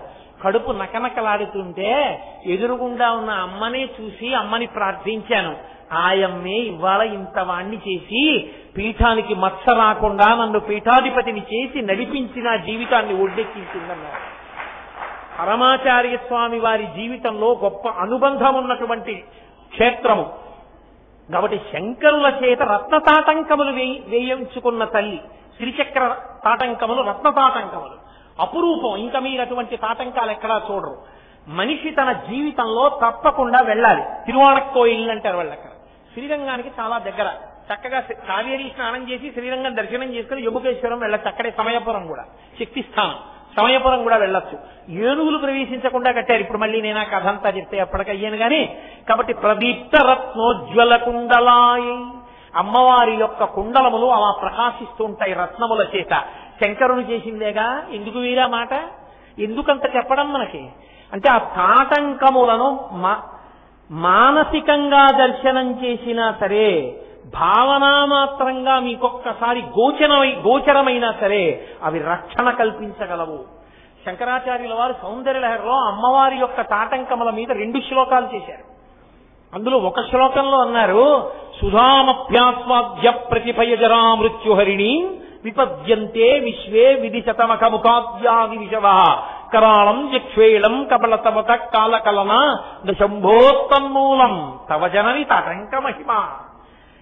ఇంత శంకరులు సౌందర్యలహరి దగ్గరికి వచ్చేటప్పటికి అమ్మ పక్షపాతులు అయిపోయామ్మా. ఏమిటో లోకంలో మాట చెప్తుంటారు, హాలాహలం వచ్చింది, అందరూ భయపడిపోయారు. పరమశివుడు ఎదురెళ్లి తన చుట్టూన్ సురసంఘము జయధ్వానంబులన్ బొబ్బిడన్ ఘనగంభీరవంబుతో శివుడు లోకద్రోహి హుంపోకు రమ్మని కింగేల తమల్చి కూర్చి కడిగా నంకించి జంబూపలంబున సర్వంకటమునాహారించి హేలాగతిన్ కదలంబారవు పాపపేరు వడలన్ ఘర్మాంబుజాలంబు పుట్టదు నెత్రంబులు నెర్రబారవు నిజ జూటాచంద్రుడున్ కందడున్ వదనాంభోజము వాడదా విషమును ఆహ్వానించుతో గావితో పదిలంబై కడిచేయుతో దిగుచుతో భక్షించుతో మృంగుతో అను. అమ్మా అందరూ హడిలిపోతే పరమశివుడు గబగబా ఎదురెళ్లి హాలాహలాన్ని చేత్తో పట్టుకుని ముద్ద చేసుకుని నోట్లో పెట్టుకుని మింగి కంచంలో పెట్టుకుంటే చంద్రవంక వాడలేదు, చిన్ని పావులు బెతకలేదు, భయపడలేదు, కనీసం ఒంటి మీద వేడి చేసో పొక్కెక్కలేదు. అమ్మా పరమశివుడు హాలాహల భక్షణం అంత గొప్పగా చేశాడంటారు. అసలు రహస్యం ఎక్కడుందో తెలుసా? అందరినీ చంపేసిన హాలాహలం పరమశివుడి విషయంలో ఎందుకు చేయలేకపోయిందమ్మా? తవ జనని తాటంక మహిమా. అమ్మా నీ సౌభాగ్యస్థానం, నీ చెవికుండలములు గట్టివమ్మా, అందుకే శివుడికి ఏమీ చేయలేదమ్మా, ఆయన గొప్ప కాదమ్మా. సుధామప్యాస్వాద్య ప్రతిభయజరా మృత్యుహరిణి విపద్యంతే విశ్వే విధి శతమఖముఖాద్యాది విశద. 100 యజ్ఞములు చేసి ఇంద్ర పదవిని అలంకరించిన ఇంద్రుడు, దేవతలు, అమృతం తాగిన వాళ్ళు కూడా పడిపోయారు. హాహలం తాగిన మీ ఆయన మాత్రం అలాగే బతుకున్నాడు. ఆయన గొప్ప కాదమ్మా, నీ చెవులకున్న సౌభాగ్య స్థానం ఆ తాటంకములున్నాయే వాటి మహిమ అన్నారు. ఇంకొక శ్లోకం చేశారు సౌందర్యలహరిలో. అందులో అన్నారు, స్ఫురద్గండాభోగ ప్రతిఫలిత తాటంక యుగళం చతుశ్చక్రం మన్యే తవ ముఖమిదం మన్మధరదం యమారుహ్యదృశ్య. స్ఫురద్గండాభోగ ప్రతిఫలిత తాటంక యుగళం చతుశ్చక్రం మన్యే తమముఖ విధం మన్మదరథం యమారుహ్యదృహ్యత్కవనిరథమర్కేందు చరణం మహావీరో మార ప్రమదపతయే సంగీతపతే అన్నారు. మన్యే అమ్మా నాకు ఆలోచన వచ్చింది సుమా, నాకు అనుమానంగా ఉందమ్మా అన్నారు శంకరాచార్యుల వారు అమ్మవారి దగ్గరికి వెళ్ళే రోజున. ఏమి శంకరా, ఏం అనుమానం అంది అమ్మ. ఎంత కైలాస శంకరుడైనా కాలడి శంకరుడిగా వచ్చాడుగా, మరి కొడుకు స్వరూపంగా ఇప్పుడు ఏం అనుమానం నీకు శంకరా అంది. శంకరా అంటే శంకరాచార్యుల వారు. ఆయన అన్నారమ్మా, ఒకానొకప్పుడు మన్మధుణ్ణి మూడో కన్ను తెరిచి నీ భర్త పరమశివుడు కాల్చేశాడు కదూ. అవును కాల్చేశాడు. నువ్వు బతికించావు కదూ. అవును బతికించాను. ఎంత నువ్వు బతికించినా మన్మధుడికి కడుపులో కక్ష ఉండిపోయిందమ్మా. దేని మీద శంకరా? అమ్మా ఏమనుకోకు, మా తండ్రి గారు మీ వారు శంకరుడున్నాడే పరమశివుడు, ఆ పరమశివుడు మూడో కంటి మీద కక్ష. ఆ కన్ను కదు నన్ను కాల్చేసింది అని ఎప్పటికైనా నా జీవితంలో పరమశివుణ్ణి ఓడించగలనా అని పరమశివుణ్ణి ఓడించడం కోసమని సంబారాలు సమీకరిస్తున్నట్టు తెలిస్తే శివుడు చంపేస్తాడని శివుడికి తెలియకుండా రహస్యంగా సేకరిస్తున్నాడమ్మా సంబారాలు. లోకంలో మూడో కంటి వాడికి తెలియకుండా చెయ్యండి అనకూడదు. మూడో కంటి వాడికి తెలియకుండా ఏముండదు. మూడు కన్నులు ఉన్నవాడు శివుడు. మూడో కంటికి తెలియకుండా అంటే మీ రెండు కళ్ళకి తప్ప మూడో కంటి కంటే ఇంకోటికి తెలియకూడదు. వాడి ఓ కంటికి కూడా తెలియకూడదు. కాబట్టి పరమశివుడికి తెలియకుండా అమ్మ యుద్ధ సంబారాలన్నీ సిద్ధం చేసుకుంటున్నాడమ్మా. అమ్మవారు తెల్లబోయింది. ఏమిటి శివుడి మీద యుద్ధానికి మన్మధుడు సంబారాలు సిద్ధం చేసుకుంటున్నాడా? ఏమి సిద్ధం చేశాడు శంకర? అమ్మ ఏం చెప్పమంటావు? పరమశివుడికి భూమి రథం, దానికి రెండే చక్రాలు సూర్యచంద్రులు. మన్మధుడు కూడా ఒక రథాన్ని తయారు చేసుకున్నాడు. ఇప్పుడు ఆ రథానికి 4 చక్రాలు. ఇప్పుడు మరి పరమశివుడి రథానికి రెండే చక్రాలు సూర్యచంద్రులు, మన్మధుడి రథానికి 4 చక్రాలు. కాబట్టి ఆయన కన్నా గొప్ప రథం ఉంది కదమ్మా మన్మధుడికి. అలాగా 4 చక్రాల రథం తయారు చేశాడా? ఏమిటయా రథం అంది అమ్మవారు. అమ్మ ఏదో కాదమ్మా రథం, పరమశివుడు ఓడిపోవడం కూడా జరిగిపోయిందమ్మా. రథం ఇచ్చి మన్మధుడు వస్తే ఎందుకు చెప్పడం బాగుండదని నీకు చెప్పలేదు. ఓడిపోయాడా శివుడు మన్మధుడి చేతిలో? ఎప్పుడు ఎక్కడేమిటమ్మా? ఆ రథం ఎక్కడుందో తెలుసా? స్ఫురద్గండాభోగ ప్రతిఫలిత తాటంకయుగళం చతుశ్చక్రం మన్యే తవముఖమిదం మన్మధరథం. నువ్వు చెవులకి తాటంకములు పెట్టుకుంటావా, కుండలములు పెట్టుకుంటావా? లేకపోతే బుట్టలు అనుకోండి, జుంకీలు అనుకోండి, ఏవో అంటారుగా అవనుకోండి. నువ్వు వీణానాదం వింటూ తాంబూలం వేసుకుని ఇలా తల ఊపినప్పుడు అవి ఇలా ఊగుతాయా? నీ బుగ్గలేమో మణిదర్పణ సంకాశ మణులలా ఉంటాయి కదూ నీ బుగ్గలు. ఈ చెవులకు పెట్టుకున్న వాటి ప్రతిబింబాలు ఈ బుగ్గల్లో పడతాయి కదూ. ఇప్పుడు ఇవి రెండు, వాటి ప్రతిబింబాలు 4. ఈ 4 చక్రాలు చేసుకుని నీ ముఖమనేటటువంటి రథం మీద మన్మధుడికే. పాపం పరమశివుడు వెర్రివాడు తెలియక భూమి అన్న రథం ఎక్కి సూర్యచంద్రుల్ని చక్రాలుగా పెట్టుకుని వచ్చాడు. ఎక్కడ మన్మథ అన్నాడు. ఇక్కడ అన్నాడు మన్మథుడు. ఇలా చూశాడు, నీ ముఖం కనపడింది. ధనస్థల బారేసి దిగి వచ్చేసాడు. ఓడిపోయినట్టేగా మరి యుద్ధం చేయకపోతే. అమ్మా నీ ముఖమన్న రథమే ఎక్కి నీ చెవి కుండలాలను ఆధారం చేసుకుని మన్మధుడు గెలిచేశాడమ్మా శివుణ్ణి అన్నాడు. అంటే అసలు ఎప్పుడూ గెలవలేని మన్మధుణ్ణి గెలిచానన్న భావనైనా కల్పించగలిగినవి అమ్మవారి కుండలములే. అంత గొప్ప కుండలములు నా తల్లి కుండలములంటే ప్రదీప్త రత్నోజ్వల కుండలాయై. అందుకే ఆ అమ్మవారి కుండలములను తలుచుకున్నా, వాటి వంక భావనామాత్రంగా దర్శనం చేసిన, నమస్కరించిన గొప్ప శాస్త్రము తెలుసుకునేటటువంటి అదృష్టము జీవితంలో కలుగుతుంది. ఎందుకని? చెవులు శాస్త్రాధ్యయనమునకు, శాస్త్ర శ్రవణమునకు ఉపకరణములు కనుక శాస్త్రము అవగతమవుతుంది. గురువు లభిస్తాడు అమ్మవారి అనుగ్రహం చేత. ఆ చెవులను ఎవరు చూస్తున్నారో వాళ్ళకి సౌభాగ్యము నిలబడుతుంది. మీతో నేను ఒక యథార్థం చెప్తాను, నన్ను నమ్మండి. ఇది నేను చెప్పకుండా ఉండను. ఇప్పుడు నా వ్యక్తిగత విషయాలు, అనుభవాలు ఎప్పుడు చెప్పను సభల్లో, ఇది చెప్తూ ఉంటాను. ఇప్పుడు ఒకసారి నేను కాకినాడలో ఉన్న రోజుల్లోనే, అంటే కాకినాడలో ఉండకుండా పూర్వం ఉన్న రోజులు కావు, కాకినాడలోనే ఉన్న రోజులు. ఒక రోజు రాత్రి 10 గంటలకి నిద్రపోవడానికి వెళ్ళిపోతున్నాను. ఫోన్ మోగింది. మోగితే ఆ రోజుల్లో ఫోన్ ఎత్తేవాడిని 10 అయినా. ఇప్పుడంటే బడలికి ఎక్కువైపోయి వయస్సు పెద్దదవుతోంది కదా, ఎత్తట్లేదు ఆ టైముల్లో. కాబట్టి ఫోన్ ఎత్తాను. ఒక ఆవిడ వలవల వలవలవల ఏడ్చింది. ఏమమ్మా ఎందుకు ఏడుస్తున్నారన్నాను. ఆవిడండి, అయ్యా మాకు తెలియదండి, మా వారికి ఒంట్లో బాగుండక కంఠంలో నొప్పిగాను ఛాతీ పట్టినట్టు ఉంటోందని డాక్టర్ గారి దగ్గరికి తీసుకెళ్ళాము. 3 వాల్వ్స్ పోయాయన్నారు గుండెలో. ఇక బతకడం చెప్పలేము, హైదరాబాద్ తీసుకెళ్లమన్నారు. హైదరాబాద్ తీసుకొస్తే ఉత్తర క్షణం శస్త్రచికిత్స చేసేయాలన్నారు గుండెకి. కానీ బ్రతుకుతారని నమ్మకం చెప్పడం కష్టము అన్నారు. మా వారు లేని జీవితాన్ని నేను ఊహించలేకపోతున్నాను. ఏ స్త్రీ అయినా అంతే కదా. అయ్యా, మా వారి గండం గట్టెక్కడానికి నాకేమైనా చెప్పగలరా అని అడిగింది ఆవిడ.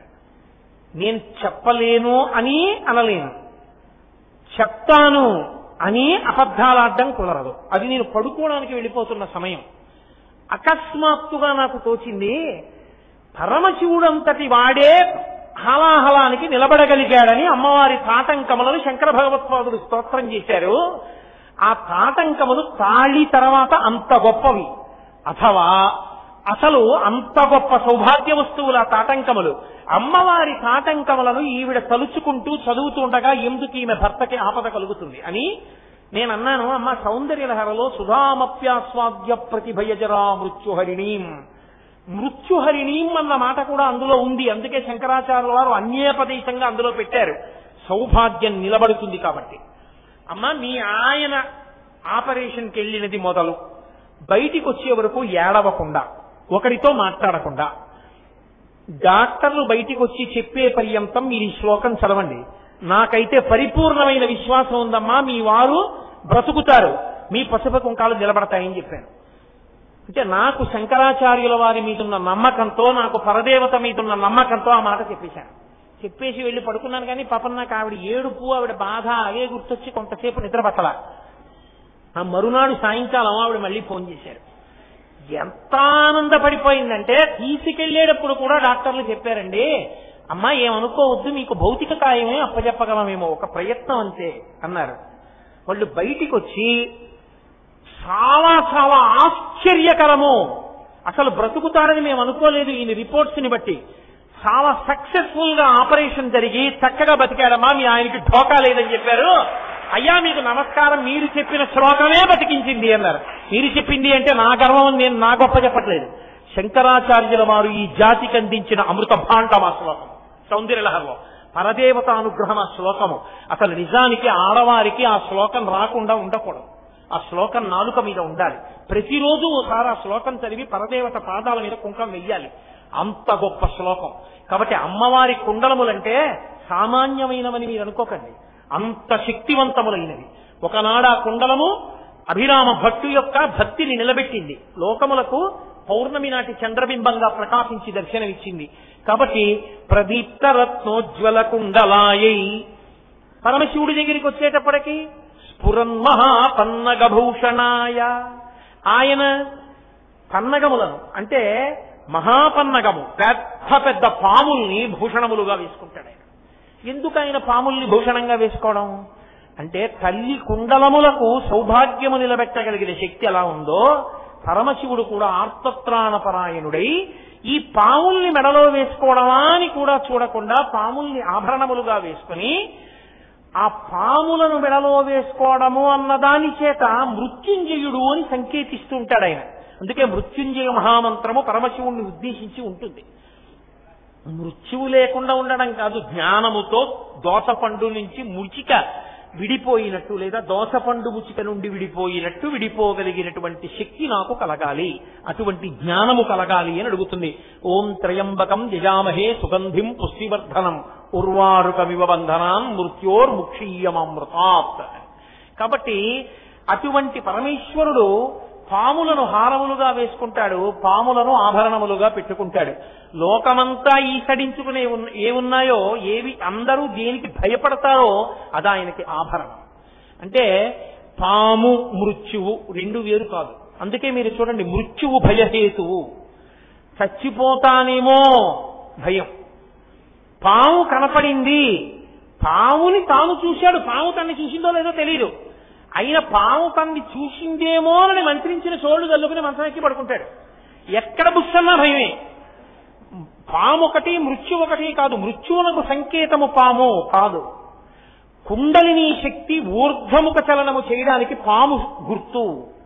వీర్యము నష్టమైపోయి అధోముఖముగా అది స్ఖలనమైపోయి కేవలము భోగహేతువుగా ఉండడం కాకుండా వీర్యము ఊర్ధ్వముఖ చలనము చేసి తేజోశక్తి ఓజోశక్తిగా మేరి సహస్రారమనందు పార్వతీ పరమేశ్వరుల యొక్క సమాగమమును ఆ దర్శనమును పొంది అమృత స్నానము చేయడానికి యోగ్యమైనటువంటి స్థితిని పైకి లేచిన పాము చూపిస్తుంది.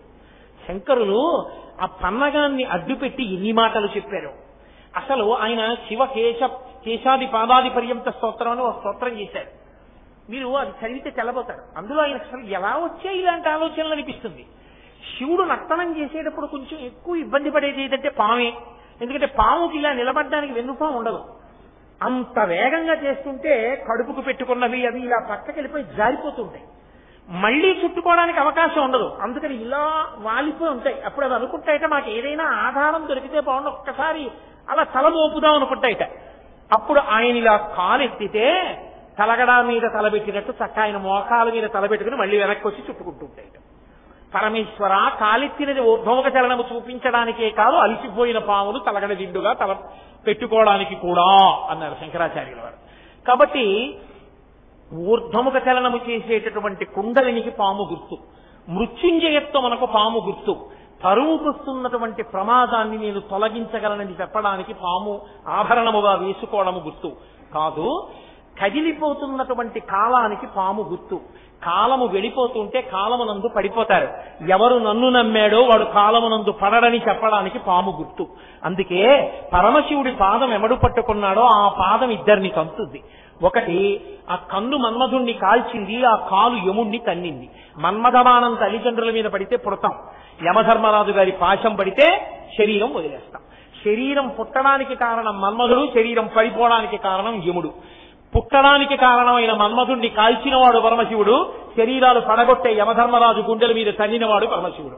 ఆ పరమశివుడి పాదములు పట్టుకున్న వాడికి ఇక పుట్టడము చావడం అన్నది లేదు, కాలాతీతుడవుతాడు. ఇక కాలమునందు వశుడు కాడని చెప్పడానికి కాలస్వరూపమైన పామాయనికి భూషణము కావడము గుర్తు. కాబట్టి ఆయన నాగభూషణుడు. ఇన్ని అర్థాలు దానిలో. అంతేకాని ఆయన చేతకాక ఏదో పాములన్నీ చుట్టుకుంటాడనుకోకూడదు. ఆయన పాము ఆభరణముగా స్వీకరించాడంటే ఇన్ని రకాలుగా లోకానికి అభయం ఇచ్చాడు అని గుర్తు.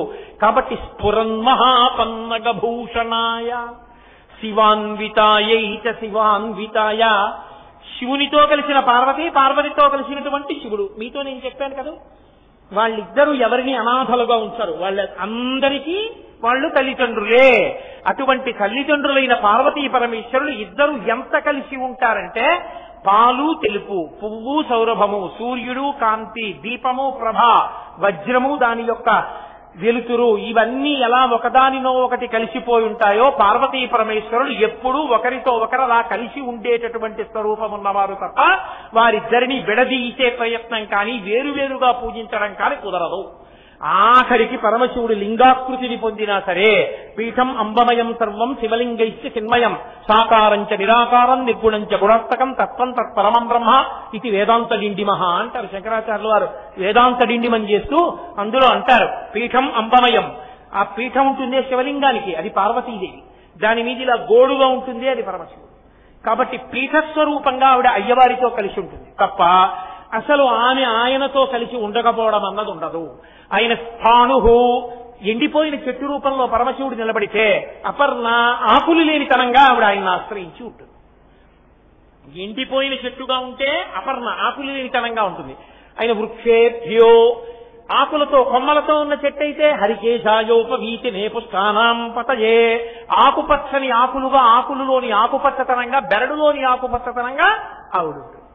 కాబట్టి ఆవిడ అసలు ఆయనని ఎప్పుడూ విడిచిపెట్టరు, ఆవిడని ఆయన ఎన్నడూ విడిచిపెట్టడు. ఇద్దరూ కలిసే ఉంటారు. కాబట్టి శివాన్వితాయైత శివాన్వితాయ నమశివాయైత నమశివాయ. అటువంటి పార్వతీ పరమేశ్వరులకు, మంగళప్రదులకు, శుభకరులకు నేను నమస్కరించుతున్నాను. ఈ స్తోత్రాన్ని భక్తితో, చక్కగా భక్తితో అన్న మాట ఎందుకు వేశారంటే మీరు యథాలాపంగా చదువుకుంటే దాని అర్థం తెలియదు కాబట్టి ఏదో చదువుకుంటారు. దాని అర్థాన్ని, దాని విశేషాన్ని ప్రవచన రూపంలో విన్నారనుకోండి, అది చదివేటప్పుడు మీ మనస్సు నిలబడుతుంది. మీకు నోటికి వచ్చేసిన తర్వాత కూడా మీరు అంతా చదివారా చదవలేదా అన్నది కాదు. ప్రదీప్త రత్నోజ్వల కుండలాయై అన్నారనుకోండి, అనేటప్పటికీ మీరు అమ్మవారి యొక్క రత్నతాటంకములు అవి మీకు కనపడి శరభోజి మహారాజు, అభిరామ భట్టు ఇవన్నీ జ్ఞాపకానికి వచ్చాయనుకోండి, ఏదో అఖిలాండేశ్వరి స్వరూపం గుర్తొచ్చిందనుకోండి, మీకు తర్వాతి పాదం గుర్తురాక ప్రదీప్తరత్నోజ్వల కుండలాయై ప్రదీప్తరత్నోజ్వల కుండలాయై అంటూ ఉండిపోయారనుకోండి, అప్పుడే భక్తి బాగా నిలబడినట్టు. మనసు ఎప్పుడు దాని యందు రమించిందో అర్థం తెలిసి అప్పుడు భక్తితో చదివాడని గుర్తు. ఓ ఆ తల్లిదండ్రులు మనకు ఉండగా మనకేమి లోటురా అని జగజ్జనం జై జగదే కపిత్రే అన్నప్పుడు మీరు పొంగిపోతూ అన్నారనుకోండి, అప్పుడు మీరు భక్తితో నిలబడ్డారని గుర్తు. అలా నిలబడిన వారికి 3 కలుగుతాయి అన్నారు. శంకరాచార్యుల వారి నోటి వెంట వచ్చిందంటే అది అబద్ధం అని మీరు అనకూడదు. అది పరమ సత్యం. శంకరుల నోటి వెంట వస్తే ఏ 3 కలుగుతాయి? దీర్ఘాయుర్దాయము కలుగుతుంది, అంటే అపమృత్యు దోషము తొలగిపోతుంది, గండములు తొలగిపోతాయి. ఈ స్తోత్రం ఎవరు చదువుతున్నారో ఆ ఇంట గండములు అకాల మృత్యువు ఉండవు. అంటే పిల్లలు, భర్త, భార్య అందరూ సంతోషంగా జీవిస్తారు. అంతకన్నా ఇంకేం కావాలి? సౌభాగ్యము కలుగుతుంది. సౌభాగ్యము అంటే స్త్రీ వైపు పురుషుడి వైపు కూడా ఎడం భుజం మీద ఉత్తరీయం వేసుకునే అధికారం ఈయనకి మిగులుతుంది. మిగిలింది కాబట్టి యజ్ఞయాగాది క్రతువులు చేస్తాడు. ఆమెకి సౌభాగ్యం ఉంటుంది కాబట్టి హాయిగా నాకేమి మా ఆయన ఉన్నారని సంతోషంగా తనని రక్షించే భర్తతో ఆనందంగా ఆమె కాలక్షేపం చేస్తుంటుంది. ఈ 2 కాక సమస్త సిద్ధి, అన్ని సిద్ధులు కలుగుతాయి. అంటే నీకు ఏ కోరికలు తీరితే నువ్వు సంతోషంగా ఉంటావో అది పరమేశ్వరుడు తీరుస్తాడు. నువ్వు కోరినవన్నీ తీరుస్తాడని అర్థం చెప్పకూడదు. నువ్వు కోరినవన్నీ తీరుస్తాడంటే నేను అమెరికా అధ్యక్షుడిని అవుతానంటే అవుతానండి అంటాడు. నీకు ఏ కోరిక తీరితే నువ్వు బాగుపడతావో ఆయనకి తెలుసు. ఆయన ఆ కోరికలు తీర్చి నిన్ను సంతోషంగా నిలబెడతాడు. కాబట్టి అది ఫలశ్రుతి శ్లోకము 9వ శ్లోకం. కాబట్టి ఈ పై అష్టకాన్ని ఎవరు భక్తితో చదివారో వాళ్ళకే అటువంటి 3 కలుగుతున్నాయి అని శంకర భగవత్పాదులు ఈ అర్ధనారీశ్వర స్తోత్రాన్ని పూర్తి చేశారు. మీ అందరూ ఇంత భక్తి ప్రపత్తులతో ఈ వారం రోజుల పాటు నేను చెప్పినటువంటి అర్ధనారీశ్వర స్తోత్రాన్ని ఇంత భక్తితో ఇంత వినయంతో విన్నందుకు మీ అందరికీ నా కృతజ్ఞతలను ఆవిష్కరిస్తున్నాను. మీ అందరికీ శంకర భగవత్పాదాచార్య స్వామి వారి యొక్క పార్వతీ పరమేశ్వరుల యొక్క పరిపూర్ణమైన అనుగ్రహము కటాక్షింపబడుగాక.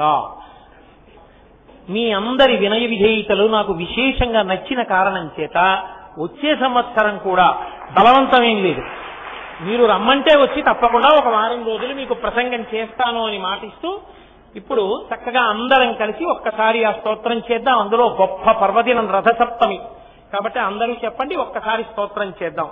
చాంపేయ గౌరార్ధ శరీరకాయై కర్పూర గౌరార్ధ శరీరకాయ ధమ్మిల్లకాయై జటాధరాయ నమః శివాయై చ నమః శివాయ కస్తూరికా కుంకుమ చిర్చితాయై చితారజ పుంజ విచర్చితాయ కృతస్మరాయై వికృతస్మరాయ నమః శివాయై చ నమః శివాయ జనత్వనత్కంకణనూపురాయై పదాబ్జరాజత్ఫణినూపురాయ హేమాంగదాయై భుజగాంగదాయ నమః శివాయై చ నమః శివాయ విశాలనీలోత్పలలోచనాయై వికాసి పంకేరుహలోచనాయ సమీక్షణాయై విషమీక్షణాయ నమః శివాయై చ నమః శివాయ మందారమాలాకలితాలకాయై కపాలమాలాంకితకంధరాయ దివ్యాంబరాయై చ దిగంబరాయ నమః శివాయై చ నమః శివాయ అంబోధరశ్యామలకుంతలాయై కటిప్రభాతామ్రజటాధరాయ నిరీశ్వరాయై నిఖిలేశ్వరాయ నమః శివాయై చ నమః శివాయ ప్రపంచ సృష్ట్యున్ముఖలాస్యకాయై సమస్త సంహారక తాండవాయ జగజ్జనన్యై జగదేక పిత్రే నమః శివాయై చ నమః శివాయ ప్రదీప్తరత్నోజ్వలకుండలాయై స్ఫురన్మహాపన్నగభూషణాయ శివాన్వితాయై చ శివాన్వితాయ నమః శివాయై చ నమః శివాయ ఏతత్పఠేదస్తకమిష్టదం యో భక్త్యా తమాంగ్యో భువి దీర్ఘజీవీ ప్రాప్నోతి సౌభాగ్యమనంతకాలం భూయాత్ సదా తస్య సమస్త సిద్ధిః. చక్కగా స్తోత్రాన్ని రోజు మీరు ఇంట్లో చదువుకోండి. మంగళాశాసన పరై మదాచార్య పురోగమై సర్వైశ్చ పూర్వైరాచార్యై సత్కృతాయాస్తు మంగళం. మంగళం కోసలేంద్రాయ మహనీయ గుణాత్మనే చక్రవర్తి తనూజాయ సర్వభౌమాయ మంగళం. ఉమాకాంతాయ కాంతాయ కామితార్థప్రదాయినే శ్రీగిరీశాయ దేవాయ మలినాథాయ మంగళం. కరచరణకృతం వా కర్మవాక్కాయజం వా శ్రవణనైనజం వా మానసం వాపరాధం విహితం వా సర్వమేత్తక్షమస్వ శివ శివ కరుణాబ్ధే శ్రీమహాదేవ శంభో.